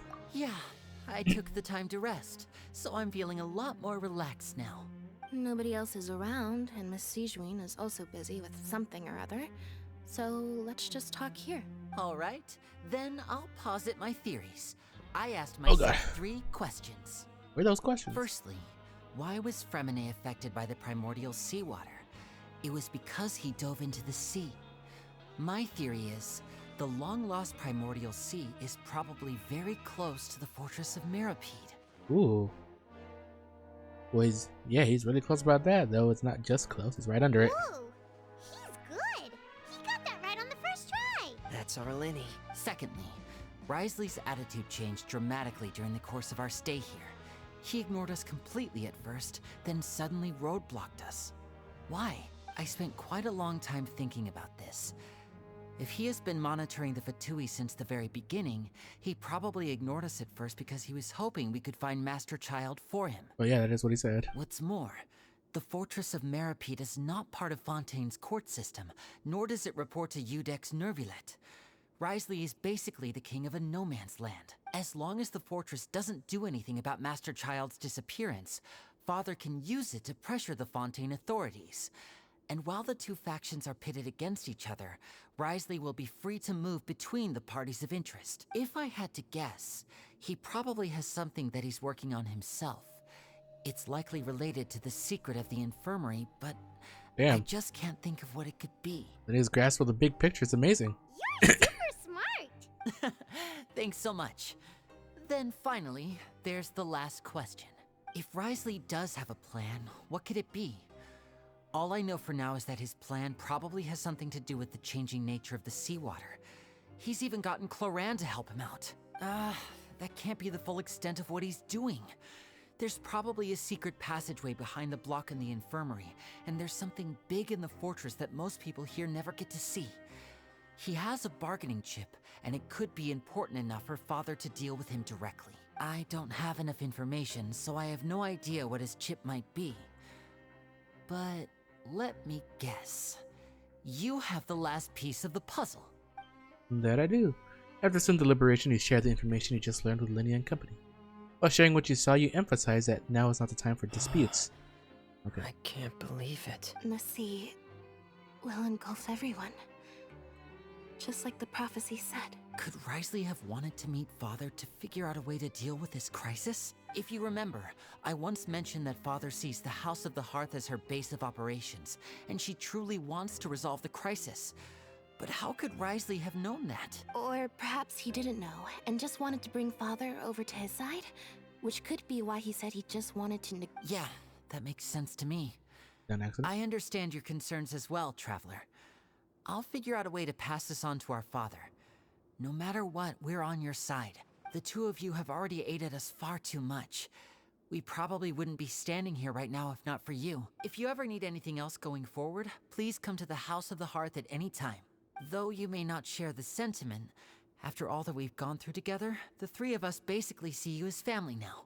You have my gratitude. Thank you for protecting Linny when it really mattered. And thank you for sharing the secrets of the fortress with us. We didn't think you were going to do it. Why are you being so formal all of a sudden? Don't mention it. And she's hungry. Paimon's hungry. Oh, you've done so much already. Go get some food. Alright, then we'll catch you guys another time. Oh yeah, we're on the same side for now. After all this is done, eventually we're gonna have to fight the knave, you know? I guess no matter what, no matter how well they see us, they're gonna side with their father. It's time for dinner. Welfare meals now being served in the coupon cafeteria. Come on, let's go pick up ours as well. Traveler and Paimon, over here. Are you here for dinner too, Miss Sijween? Mm-hmm. And I'm taking the opportunity to prepare Miss Cloran's dinner as well. Huh. You're right. She's actually sitting in the fortress cafeteria. What would you like to eat? Huh, we can choose? Yep, you can. I've already talked to our chef, Mr. Woolsey. It's all on me today, so you can get whatever you'd like. I have the tastiest stuff you have to offer. Or the biggest portion you have to offer. Me too. No problem. After a while, the meal Sijween ordered for you arrived. Unlike days prior when you had to rely solely on luck, okay, Sijween also brings some drinks over to you. The taste is a little strange, but yeah, okay. Okay, the shakes generally taste pretty terrible. At the very least, they help you with that. Delicious. So that's why Risley doesn't want to drink her drinks or shakes. Amazing. Paimon's so happy. Paimon wants to feast like this every day. We'd be out of money if we did. Feeling full yet? How's the food? Delicious. Exquisite, thank you. I'm so glad to see you all so happy. Oh, see, the expression on your face just now? The muscle here just moved, which suggests that you're feeling quite relaxed at the moment. Sijween, do you do this to help your patients or to better understand human beings? A bit of both, I suppose. I'm a Melazine, which means I'm very different from human beings. I must know what you're thinking if I want to take good care of you. You're really good at taking care of people. Even though you're so short, you still talk and act like an older sister. I don't think you should be one to talk about height, Paimon. Really? You're reminded of an older sister? That's great to hear. Oh, and what did you mean back in Risley's office? When you said that you were protecting Linny and his siblings as well. Oh, that. I just asked His Grace to look out for those children, especially that diver boy. I was getting a bit worried after hearing that something was wrong with the water. Thankfully, Clorand is very strong and managed to save him in the nick of time. His Grace also sealed the pipes after Clorand left, to make sure that Linny wouldn't impulsively chase after his brother. Although the path was blocked, we still stationed some guards there to stop anyone from approaching. They were instructed to only open the door once Miss Clorand had returned. Oh, and I was keeping an eye on Mr. Linney as well. We had to press him, but we couldn't allow him to be in any real danger. You were all super considerate and really thought everything through. It's just what we do down here at the fortress. At least this has been His Grace's style for as long as he's been the leader. Oh, I really wish Monsieur Nervula would come down here more often too. I feel like he'd like it here. With all the darkness and chaos. Wait, why would he like darkness or chaos? Is that how he is? That doesn't make sense at all. It's hard to imagine Nervula outside of his office. Get a good night's rest, you two. You both worked very hard.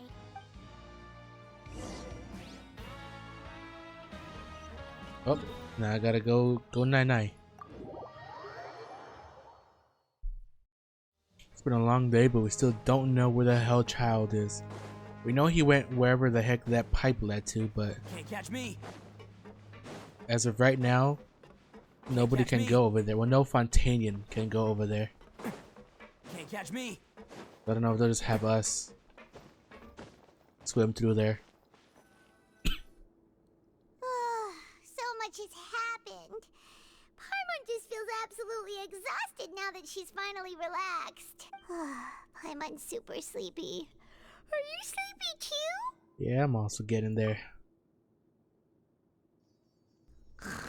Yeah, she knocked out so quick. Oh, she really immediately fell asleep. Delicious. Paimon wants seconds for free. Good night.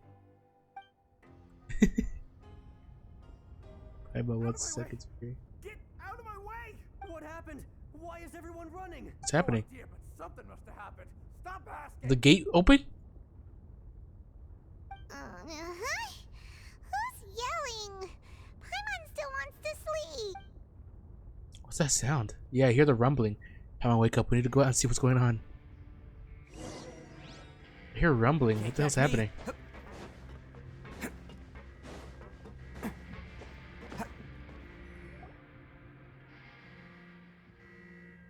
happened? Oh, it's an alarm. Why is everyone running around? Hey, what are you doing? No time to explain, mate. Goodbye. Hey, wait! What's wrong with these people? They won't even talk to us. They're here! Yeah, there you are. Quisto. Oh, thank goodness. Laveroon. Quisto and Laveroon, do you know what happened here? We came here especially to inform you. Something seems to have gone terribly wrong just now. His Grace is telling everyone to evacuate and get out of here. Laveroon was saying you two are new here and you don't have many friends, so you might slip through the cracks. Haven't you heard all the stories like that? An evacuation is successfully completed, yet you only find out once you do a head count that 1 or 2 people are missing. Wait, weren't you the one who brought that up? Why is it suddenly my idea? Hey, shut up! Okay, whatever. The point is, you should come with us. He says Grace said to evacuate outwards. Yeah, he said to get as far away as possible, upwards and outwards. And that means whatever happened must have happened down below. Oh no, isn't the gate at the very bottom? Oh no, it can't be that thing! Whoa, wait, what? What? Hey, where are you going? We have to go find the Duke! You two just go and get out! Go on without us!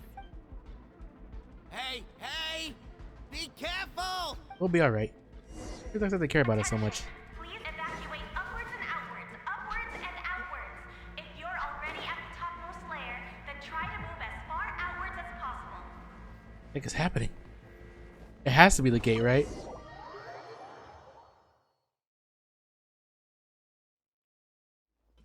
Did it bust open just now?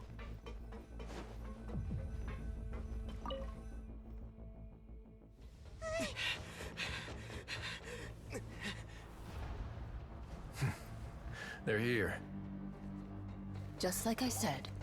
What happened?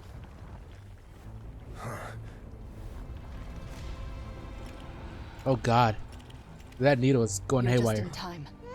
But be ready to run.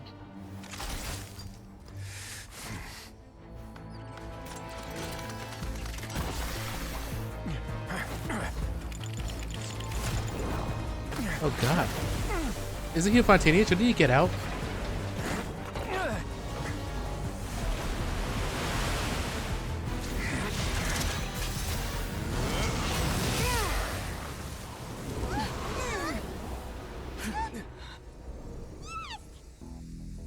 froze it. God damn.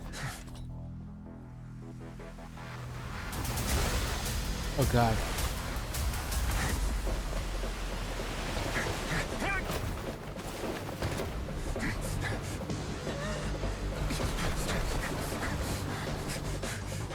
Three, two, one. Not even gonna keep the water out?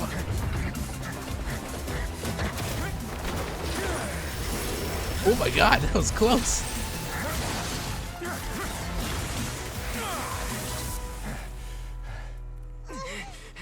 This won't hold it for long. Find Neuvillette. Tell him the defenses are about to collapse. Then what will happen to you? Until he arrives, we're the last line of defense.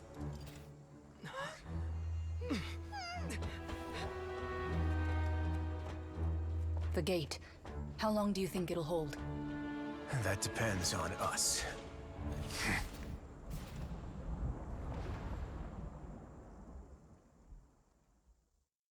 Well, I guess our mission to try to find Child is on hold.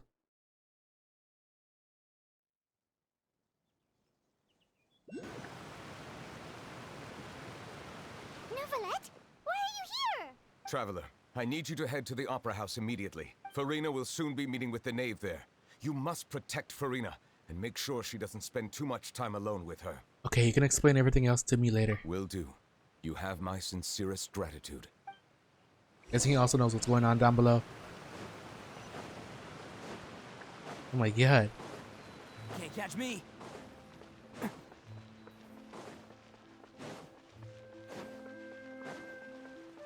Perfect timing, huh?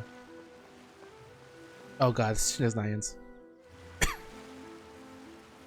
Look, there are a ton of Fatui and Palais Mermonia people over there. The Knave is probably here already. We need to hurry. Are you two the traveler in Paimon? Monsieur Neuvillette has left instructions. Please follow me. Though I'm sure he has already explained, this should be a mostly cordial conversation, unlikely to give rise to violence. But it would be most appreciated if you could protect Lady Farina to the best of your abilities. I'll do my best. Cat and the Rabbit, hello. How you doing? Oh god.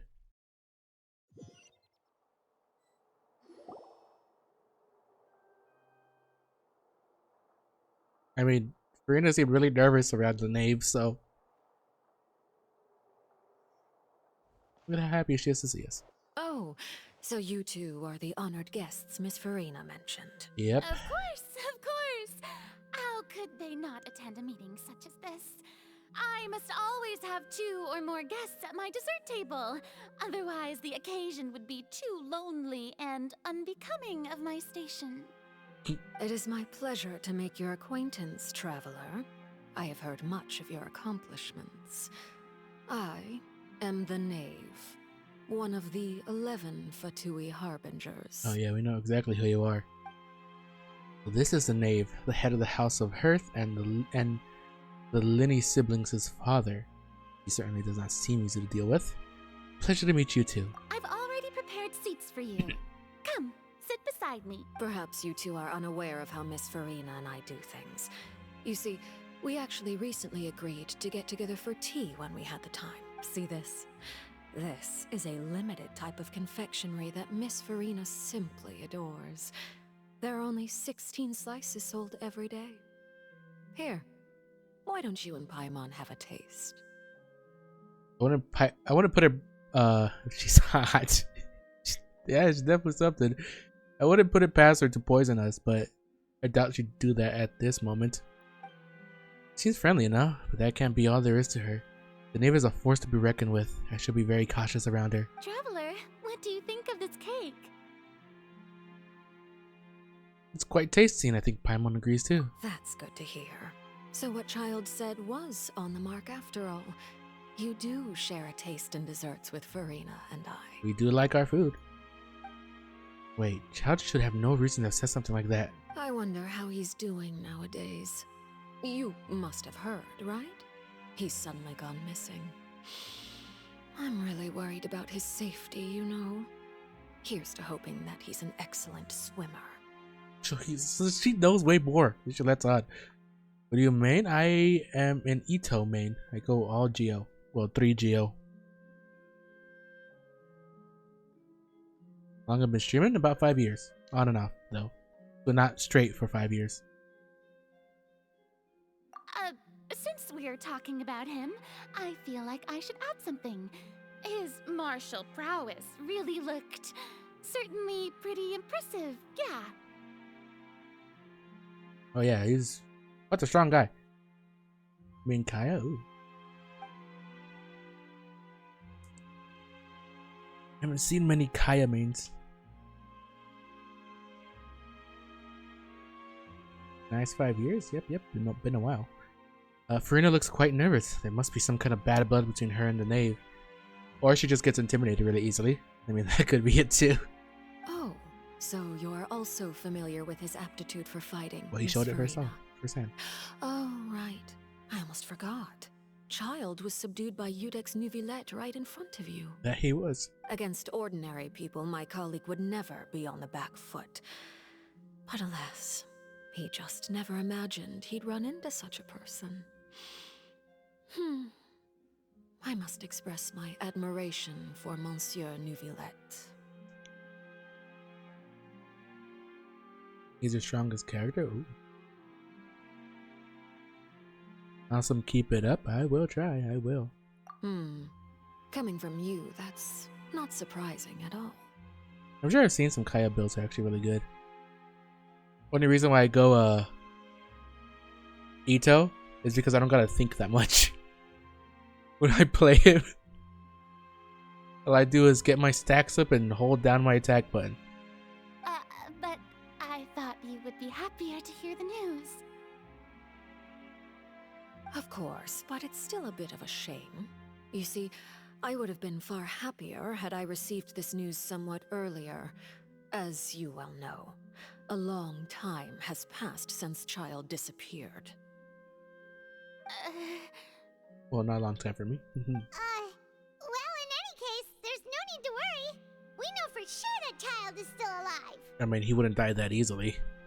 Oh, and just how do you know that? Because we found evidence that proved I mean, left the Fortress of Mirapede. Don't we have his vision anyways? Doesn't it go dark if the vision bearer dies? So we should know that he's alive with the vision, unless it just, since it stopped, working for him, that it just stopped telling him, or just telling if he's alive or not. And where did he go after leaving the fortress? Oh no, Paimon's statement just left us wide open. The Fortress of Mirapede lies deep beneath the waves. Unless he pranced right out of the main gate, he must have had to swim for it. Do you have any proof that he surfaced safely? We do not. There is also no evidence that he's been injured or killed. Just disappeared. I have enough 5 stars to make a party, but I only use Venti? Ooh. I mean, Venti's still really good, right? Even after all these years. Do I have that many 5 stars? I haven't looked at my 5 stars yet. I haven't played this game in about a month and a half. Only about last week I've been doing the Fontaine Archon quest. Like, I literally did not touch the game since 4.0. That is good news at least. His sister Tonya sent a letter to Fontaine not too long ago. Since he was unfortunately unavailable, I picked it up on his behalf. Do you have any idea how he usually writes back to his family? Dear Tonya, your letter made me feel like we were still enjoying our time in Snezhnaya together. I'm currently admiring the scenery on the streets in front of the Opera House. Is it something like that? I have no idea how he writes back to his family. I've never seen his letters. She's turning up the pressure. I'm not sure if I'll be able to convince her, but I can at least try to distract her from Farina. That sounds good to me, yes? All letters tend to follow the same few formats anyway, right? As long as the contents are accurate, it doesn't matter so much how it's written or how it's worded. When did you start playing? Since the game released. I mean, I took a few breaks here and there, but that's when I started playing the first time. Why she getting all nervous? Hold on. The water in the teacup is shaking. I suppose this is also a sign of things to come, Miss Farina. Huh? I don't quite understand what you're trying to say. Have we entered into the next stage of the prophecy? Oh, the prophecy. Oh god. What's happening?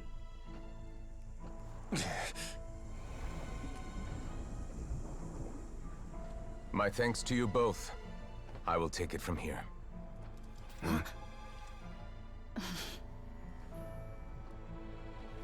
Sure you don't need a hand? Quite sure. Wow. So, what's your secret, huh? Let me guess. Nah, who knows? Maybe it's just your sense of responsibility.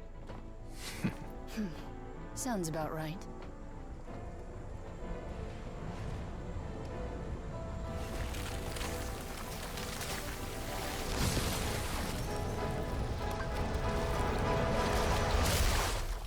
Oh god. I mean, he's I forgot what those things are called again. Oh my.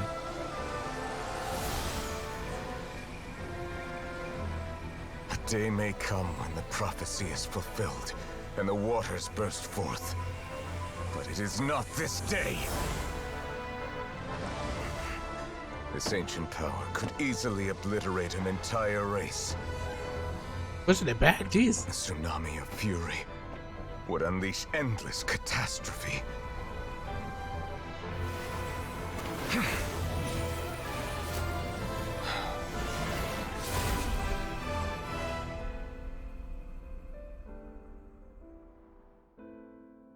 You just put a seal on it? This sentence is too severe. Forgive me for overruling it. Okay then. He's hot. Oh, the cat and the rabbit. Thank you for the follow. So then we get it released? Oh, Seems like the problem inside has been suppressed. that's fairly recent then. Let me guess. We're safe for now. Indeed. But only for now. I win this bet. You owe me a present. Very well. It was indeed just as you said. You made a bet? We made a bet on the size of your entourage. Cloran thought you wouldn't come down by yourself. I figured you would have at least brought a few people along for appearance's sake. It appears I underestimated just how confidential the mission was. Shouldn't you have gotten used to confidential missions by now? That's just how the courts operate. So what gift must the loser give? Tea? He already has tons of tea in his office. I'm thinking about a set of legal codices. That wouldn't happen to be a dig at my lack of legal awareness, would it? Well, I'm sure His Grace doesn't consider the fortress to be outside the law. I was under the impression the residents of a place like this would be uninterested in the legal codices.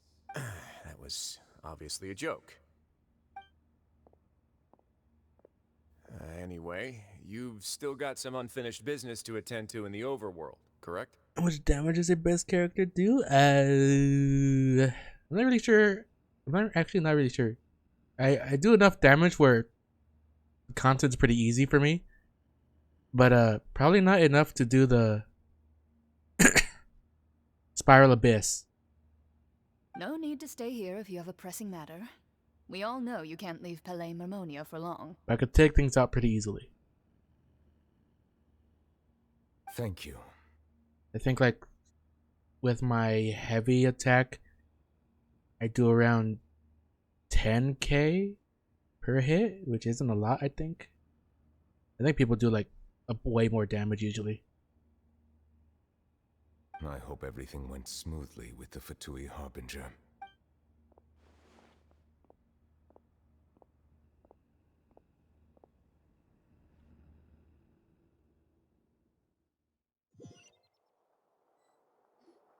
But I'm also not exactly like min-maxed out I with my must say, artifacts and stuff. We've spent long enough playing house. But I want to play house more. Miss Farina, as the Hydro Archon, I am sure you understand the exact meaning of the phenomenon we just witnessed.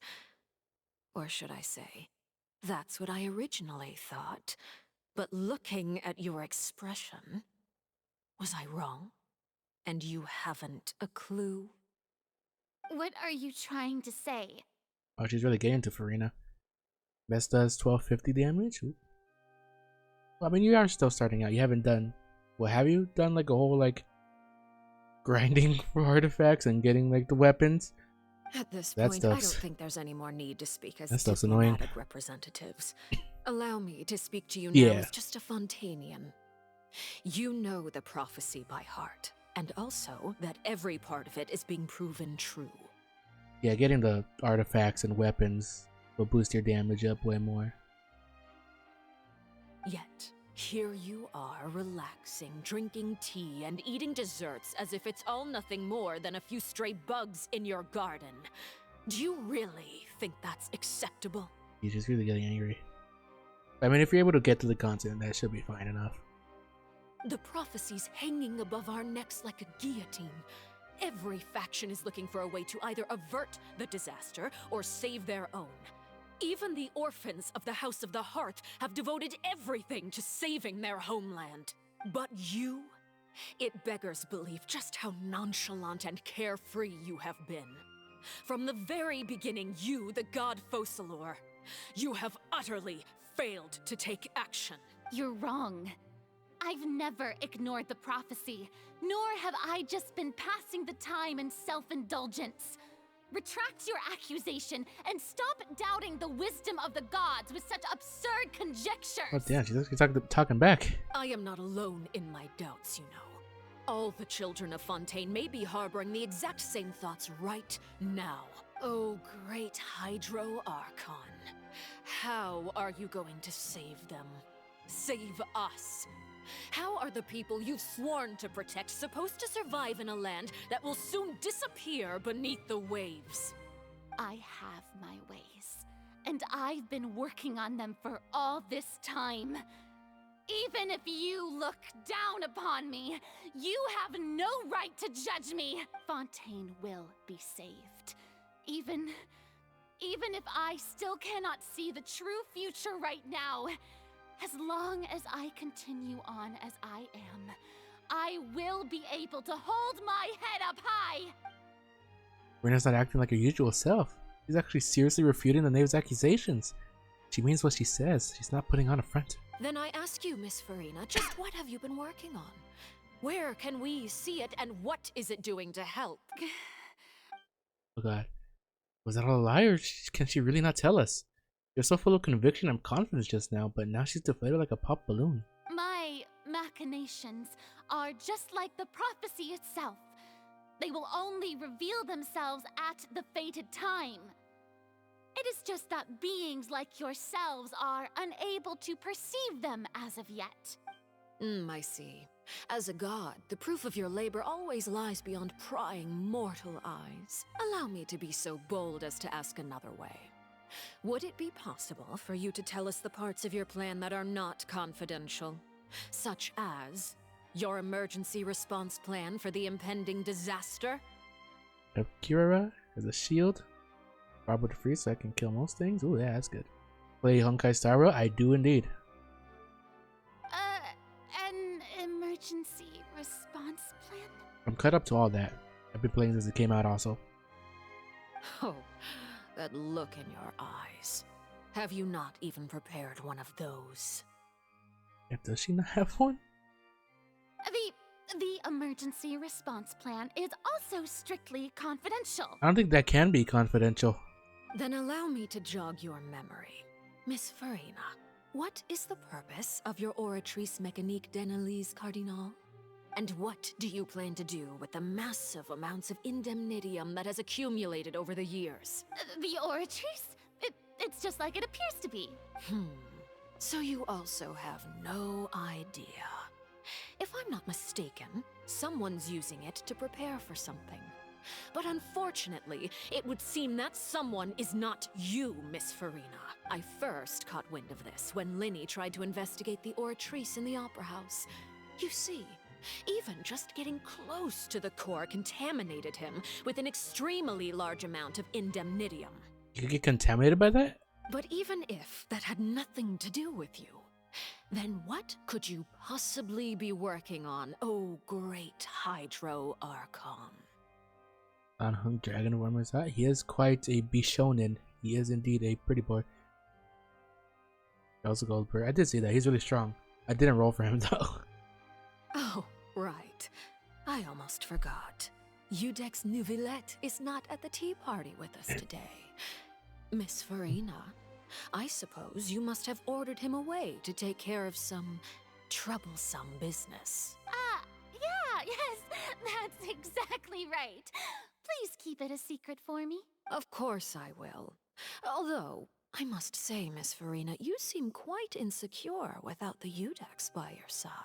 Oh, very well. Let's stop that conversation here. There are still a few slices of cake left, so please, help yourselves, everyone. These aren't topics I can speak about. I don't even know what Nuviette's task was. If I had to guess, he probably went down to deal with the surging primordial sea.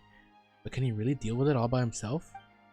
Is Farina being truthful or not? Traveler, I heard that you were recently commissioned to handle a few matters on behalf of the Udex.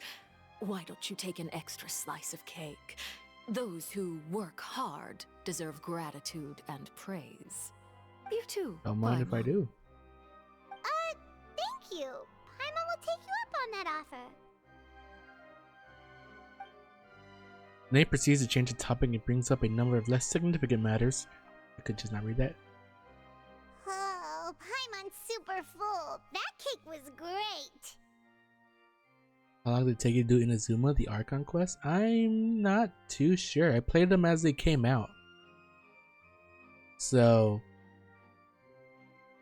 yeah, I'm not too sure how long it would take altogether doing them back to back.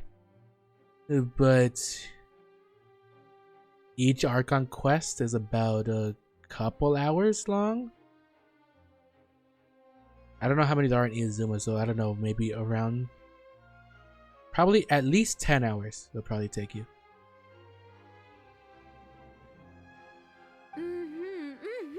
Unless you just speed through all the dialogue, then it'll probably take you way less. It must be of the highest quality.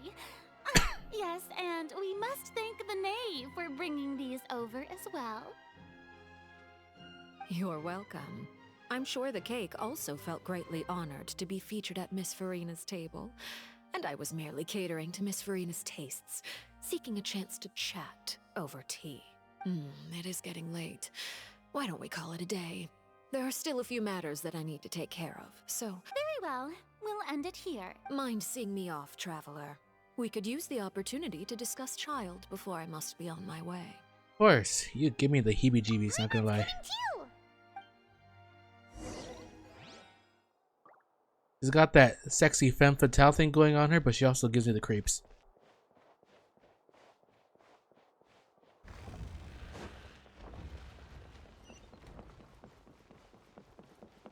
Why am I playing as myself? The last time that happened, I was almost killed by the... Well, that's a spoiler. I was almost killed the last time this happened.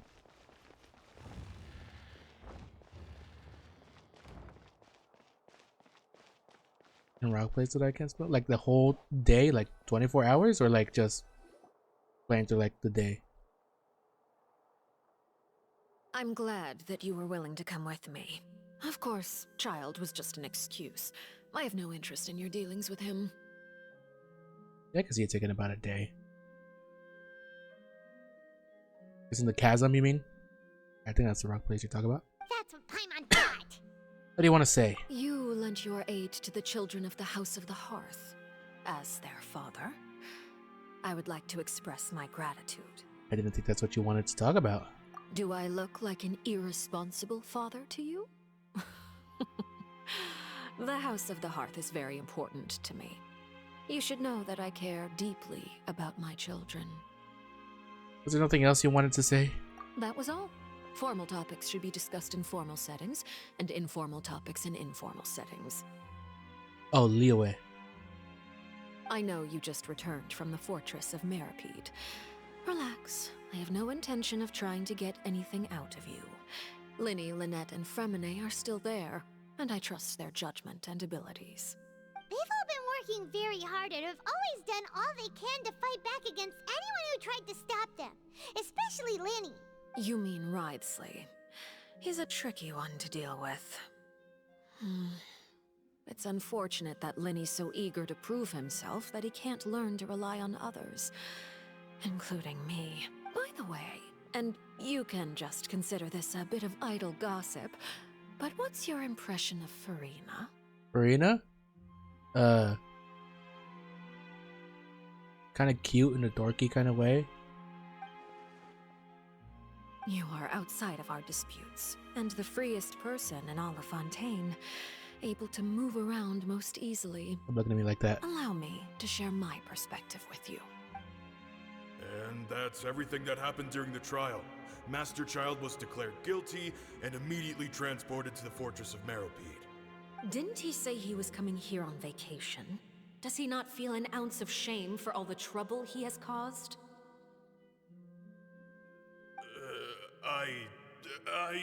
Forget it. He did give us an opportunity. I will be meeting someone shortly. Do you require help with any preparations? No need.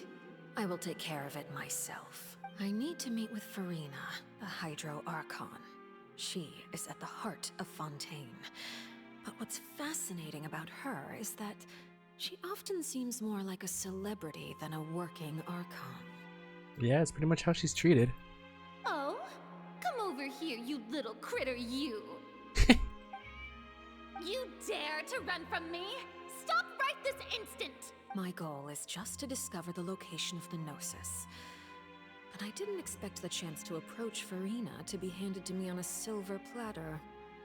This is so easy, it's actually making me a bit suspicious. Can't destroy the third rock thing? What was the rock thing? I completely forgot. I haven't done Liyue in years, literally. Anything left unguarded is usually just bait. But no one will blame someone for taking the bait. After all, from the moment it was attached to the hook, the bait is meant to be sacrificed. Bean? You mean bean? It's just as I guessed in the second before I struck. The Hydronosis is not currently held by the Archon. In fact, this Archon doesn't seem like a god at all. And I sense that she's under some kind of curse. Curse? Is that why she doesn't seem like godlike? Like even Nahida, with how young she is comparatively, seemed way more godlike than even Furina. Who are you? And what are you trying to do? Please don't kill me. I'm begging you, please. I mean, she's begging for her life. Hello, everyone. Alright, that was quite the notification. I forgot I had that. Thank you for the raid, Smokey. But yeah, she's been begging for her life. That is not something I thought an Archon would do. The fear in her pupils is genuine, so perhaps she's not bait after all. Either way, targeting her has lost all meaning. I left the scene with ease. Nobody came looking for me, and nobody could serve as a witness to my near assassination of Focalor. I suspect even Furina dares not mention this incident to anyone. She's genuinely scared. Oh my god. Are we sure she's the actual Archon? What kind of curse could he have? Could she have? Did my raid not work? Yeah, it did.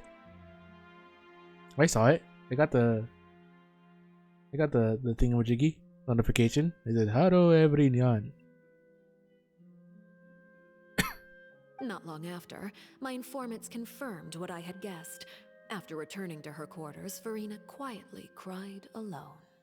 She was so scared that she could not sleep that night, nor could she even bring herself to eat her cake. Jesus Christ. There's no doubt that there's something wrong with her. I began to entertain the possibility that she is not the true Hydro Archon. Perhaps Eudex Neuvillette is actually the genuine article. I have to find the Gnosis. If the Neuvillette hypothesis is correct, he is probably in possession of it. Alternatively, It might have been hidden in a place that's hard for ordinary people to access. Have a good stream. Gotta get ready for work. Alrighty then. Thank you for the raid. Have a good night. Or work. I don't know if you're working the graveyard shift or if you're sleeping. Either way, have a good night. Yes, Father. My dear children, please speak. News from the fortress of Meripede. Master Child has gone missing. On top of that, the contacts and guards we bribed at the fortress have all gone quiet as well. Work overnight? Alright then. Have a good time at work. Well, as good of a time you can at work you know. Probably the handiwork of that Ridesley. I'm afraid so. This is a good opportunity. The value of a Harbinger is much higher than most would imagine. We now have an excuse to exert diplomatic pressure on the Fontaine authorities. Actually, Ridesley had nothing to do with Child's disappearance. He kind of just went on his own. Set up a meeting for me. I would like to meet the Hydro Archon and Udex Neuvillette. Oh, and I have an additional mission for you three. Yes, Father. Tartaglia's disappearance was not a part of my plan, but I can use it to make a breakthrough. With this as my excuse, I can ask for an official audience and continue my investigation of Farina and Udex Neuvillette. That's why she always wanted to be talking with them. She wanted to make sure where the Gnosis is, if Neuvillette was really the Archon or not. The initiative belongs to the House of the Hearth. My wish to investigate the fortress of Meripede will be a front.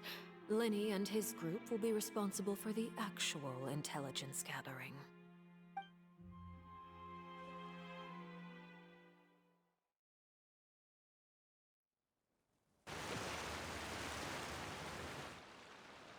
You should know the rest. Linny's group is quite close to you, so they wouldn't have hidden anything from you. Nope, they shared pretty much everything. There's a quest you think you could do co-op? I don't really do, can't really do co-op today. Gotta end stream after the quest. I got other things to do, unfortunately. So sorry. You can add me though. You'll see my name. You attacked the Hydro Archon? It wouldn't mean anything, even if you shouted it from the rooftops. After all, even Farina herself is still pretending that nothing of that sort ever happened. Alright then.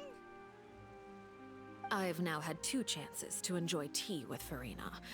I have to say, the leadership of Fontaine is even more inscrutable than I had imagined. I once surmised that Udex Neuvillette must be the Hydro Archon, but now, that doesn't seem right to me either. How'd you come to that conclusion? I am a servant of Her Majesty the Tsaritsa. Over my years of service, I've learned how a real Archon conducts and carries themselves. Whether Udex Neuvillette or Farina, neither fits the bill. It's hard to imagine either of them as the Archon. Yeah, you can. I don't know if you did my UID though. I'll send it right now. Gut feelings often do not require justification. It is, however, quite amusing to me that after all my years working in intelligence gathering, I've come to realize I am at a complete loss regarding the identity of the god of the land of my birth. Don't you think Fontaine is quite intriguing?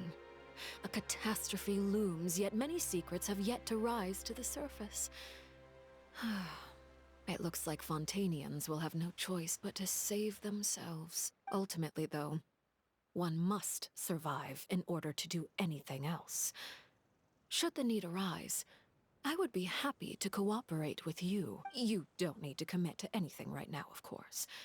I have a feeling that the situation will continue to evolve, and as your name is often connected with noble deeds, I'm sure we will work together someday. Well, here comes Neuvillette. He certainly returned quickly. You must want to catch up with each other, so I'll leave you to him.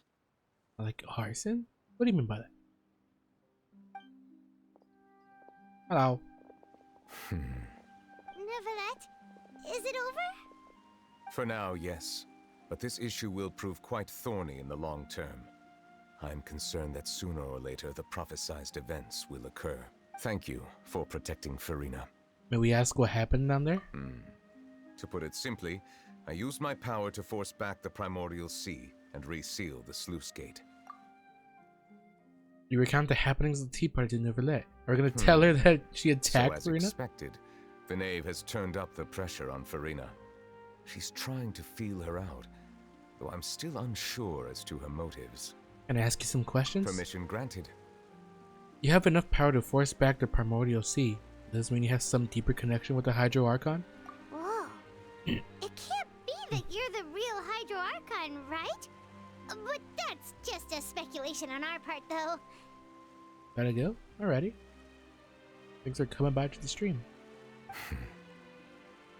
You can't tell us? Then that's okay. We can talk about something else. We won't try to force you.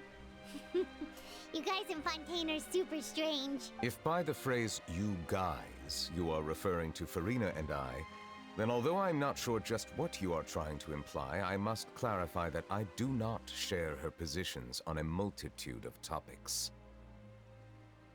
What did you sense in the Fortress of Meripede? I believe so. The fortress has a long and complex history. It has seen much grief and suffering. And now, another catastrophe will soon be upon us. I mourn this turn of events. Huh? Why is it raining all of a sudden? The clear sky suddenly filled with dark clouds. The rain became heavier, light rain soon growing to a downpour. As moments before, Neverlet has just mentioned his sense of grief. Thinking back to that legend and what Fremine said, it said that a dragon of water once resided in Fontaine. Every time it weeps, the skies will cloud up and pour out rain. Wait, Neverlet, you can't be. You may be closer to the truth than you think. Oh? Is he the dragon? What are you thinking? He's the dragon sovereign of water. The dragon of... He's a dragon? Huh? Please do not be so surprised. Farina?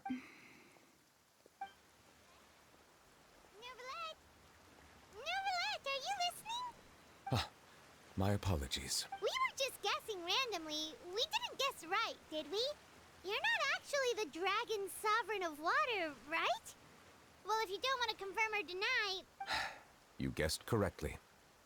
I sincerely hope you'll be able to keep this a secret for me. We can do that. Right, of course. We'll definitely help you keep it a secret. There's still something Paimon wants to ask you, though. Please, go ahead. Well, if you are the dragon sovereign of water, and you were able to force back the primordial sea from the fortress, then since Fontaine's prophecy is all about seawater, couldn't you just use your power to solve the crisis? None of the currently living dragon sovereigns in the world, myself included, possess our full dragonhood. Is that why you're in a human form? They say that when the first usurper arrived on Tivat, they seized a part of the dragon's power. Today, that stolen power is the basis of the Archon's authorities. There are 7 elemental archons and 7 matching dragon sovereigns. The dragon sovereign of water who lived through that era perished a long time ago. As their successor, I know far less of that part of our ancient history. Oh, so I wasn't alive during that time, I guess. In any case, I believe I will not be able to do much unless the Archon disappears and returns their elemental authority to me. Given the status quo, however, I would recommend finding another way to deal with the prophecy. Yeah, who knows what the hell Celestia will do. Oh, so even you can't solve it. I still have some urgent matters to attend to at my office. If you have any more questions regarding ancient history, you are welcome to discuss them with me at a later time. Please go right ahead. There's a place that Paimon wants to go too. Traveler, why don't we pay another visit to the Fortress of Meripede? Paimon is a little worried. Yep, see you later, Neverlet. We'll see you another time. Take care. What are the ears? I have a feeling this, oh my god. I have a feeling this quest is almost done, so.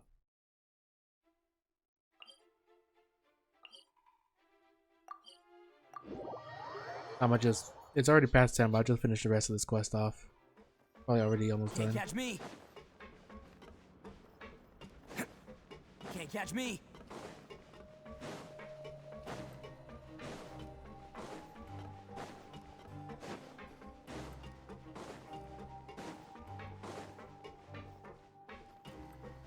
Bum, bum, bum, bum.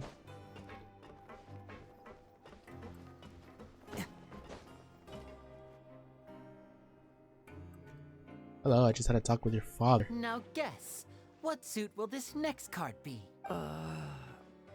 A bare-teeth cat? Well, well, look who it is. Traveler, Paimon. Hello, everyone. Looks like you're recovering nicely, Fremine. Mm-hmm. Thanks to everyone's support. Oh, right. I managed to work up the courage to thank Miss Clarant in person. Whoa, how did she react? She told me that it was nothing. It was as if saving a life wasn't a big deal to her at all. She also told me not to worry about it. She didn't want to stress you out, that's all. She's right, and it's best not to dwell on it. Yeah. Okay, but check this out. We went back to the opera house and we met the knave. You met Father? Did she say anything to you? Oh, she said a lot. She said a few things that were, a bit hard to understand. And also that she's looking forward to working with us in the future. It's a little surprising. Her attitude towards you is even better than what we'd imagined. That's fantastic. You should believe her. She has her own way of doing things, and she'll do everything in her power to help those she considers close, which now might also include you.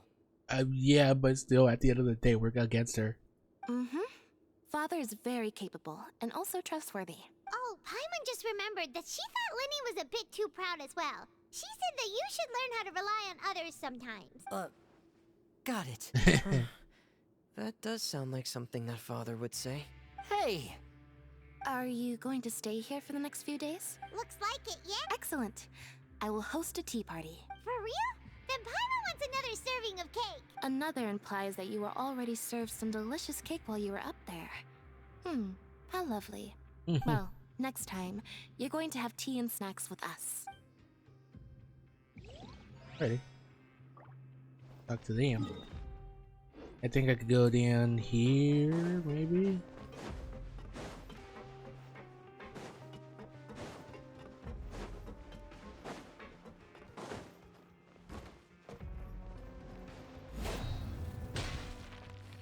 Oh, there you go.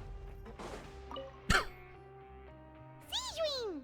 Traveler, Paimon, you're back! Are you still doing alright? Did either of you get hurt? Don't worry, we're both doing great. We're fine, but what about you guys? It was such a huge mess. How bad was it? A few people sustained superficial injuries, but that's about the extent of the damage. Monsieur Nervillette paid us a visit. It was all thanks to him that we managed to suppress the crisis for the time being. Oh, of course, we must also thank you for the help you provided. How did Nervillette know that he was needed here? Well, Monsieur Nervillette has strong resonance with the hydro element. When the water level rises, he can feel the waves produced. I ran into the bombshell bros while bandaging the injuries of the wounded. They were mumbling the whole time about how you just ran down without a word. If you're not too pressed for time, please stay with us a few more days. Well, that's what we're planning on doing. Just let me know if you get a craving for any particular dish, so I can have Mr. Walsey get your meals prepared. Oh, and please feel free to visit the infirmary for a break at any time. I'd like to take the opportunity to spend some more time observing your facial muscles as well. Your happy smiles are quite contagious, you know. They're so memorable, and I've missed them immensely while you were gone. God, she's adorable. So I'm guessing we're no longer here as prisoners? Maybe? We'll go there last, because that's where Risley is. Can't catch me. You guys are back? Yep. You guys didn't get caught and thrown back down here, right? No. No, not at all. And here I thought you'd managed to escape from jail during all the commotion. I'd held you up as legendary jailbreakers, but now you're telling me you just never left? We're sorry, but we just had some business to take care of. All right. There's no need to get caught up in the details. We're just relieved to see you. He was super worried about you, you know. It wasn't just me. Weren't you super worried as well? Something like that, yeah. I was also transferred to work in the kitchen a few days ago. I can still hear Quisto mumbling to the carrots. Are those two all right? Do you think they made it out alive? Whenever he'd say that, I'd tell him I'm sure they're fine. Wherever they are, they're kicking back with drinks in hand, enjoying the lovely scenery. Were you gone for that long? Hey, there's nothing wrong with worrying about your prison pals. Is there? I mean, considering how they always love listening to all my gossip. These two. They sure are a lot warmer and friendlier than when Paimon first met them. I'm sure the welfare mirrors must have just skyrocketed in quality recently. Oh, well, if you say so. I'll be watching you to make sure you finish every last bite. Those guys are nice. I like them. Can't catch me.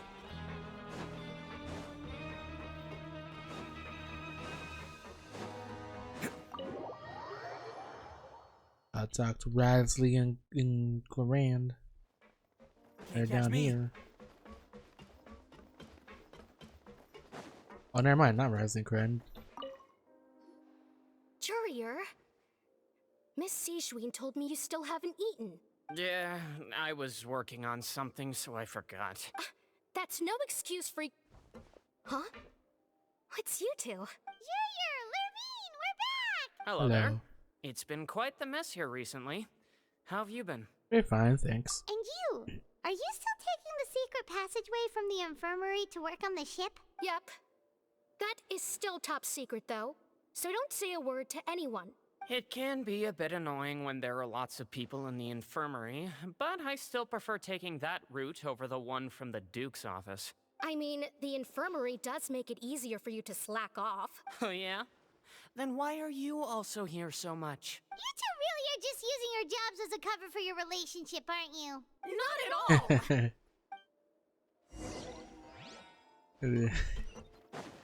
I gotta go all the way up.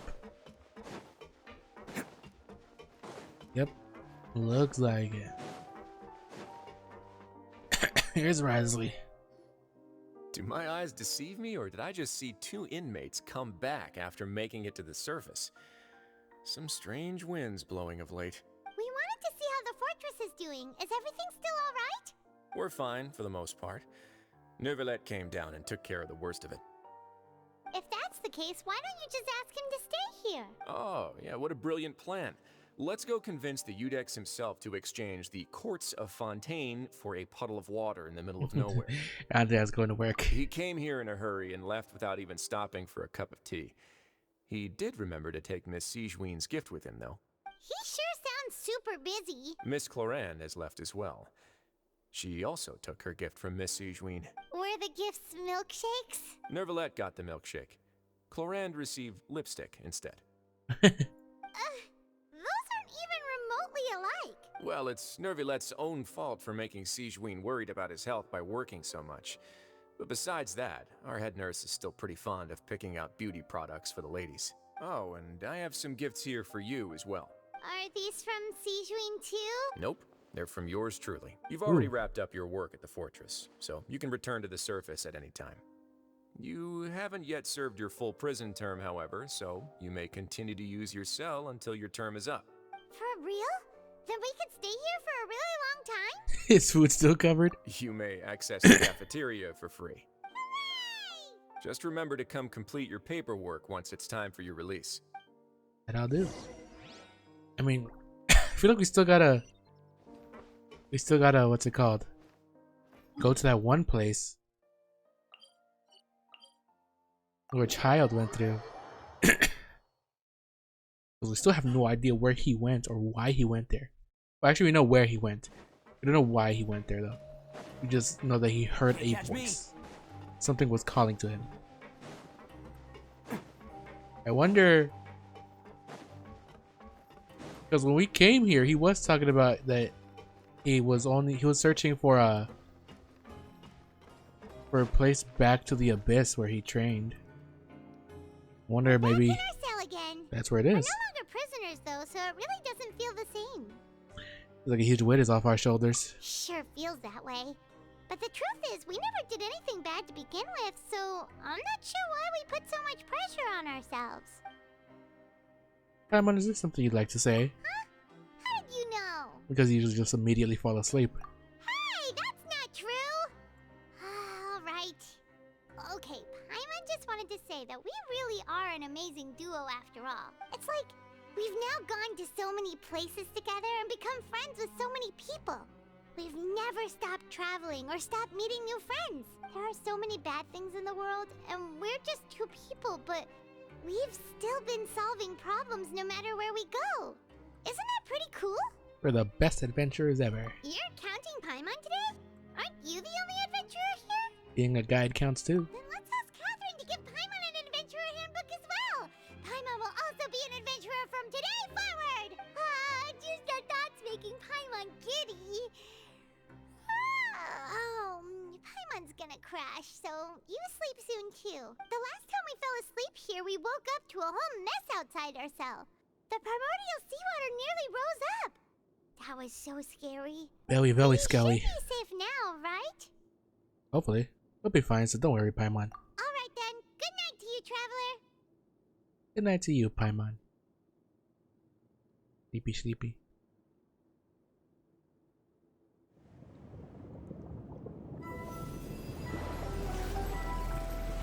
Another. Oh my god. Is he in the waters?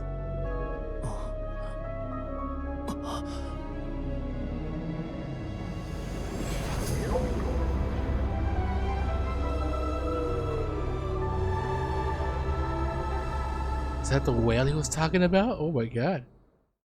Where the hell is he? Cataclysm's Quickening.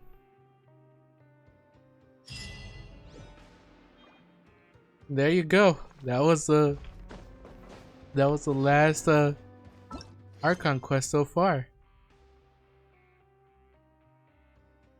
Alrighty then. Well, I guess that'll be it for this game for a while. I think I'm only gonna be like recording the Archon quest. Really. Or streaming the Archon quest, really, because there's just so much. I might like also stream the character quest eventually, but for now, to catch up with everything, it'll just be the Archon quest. So, that being said, thank you everybody for watching, and see you all next time. Goodbye.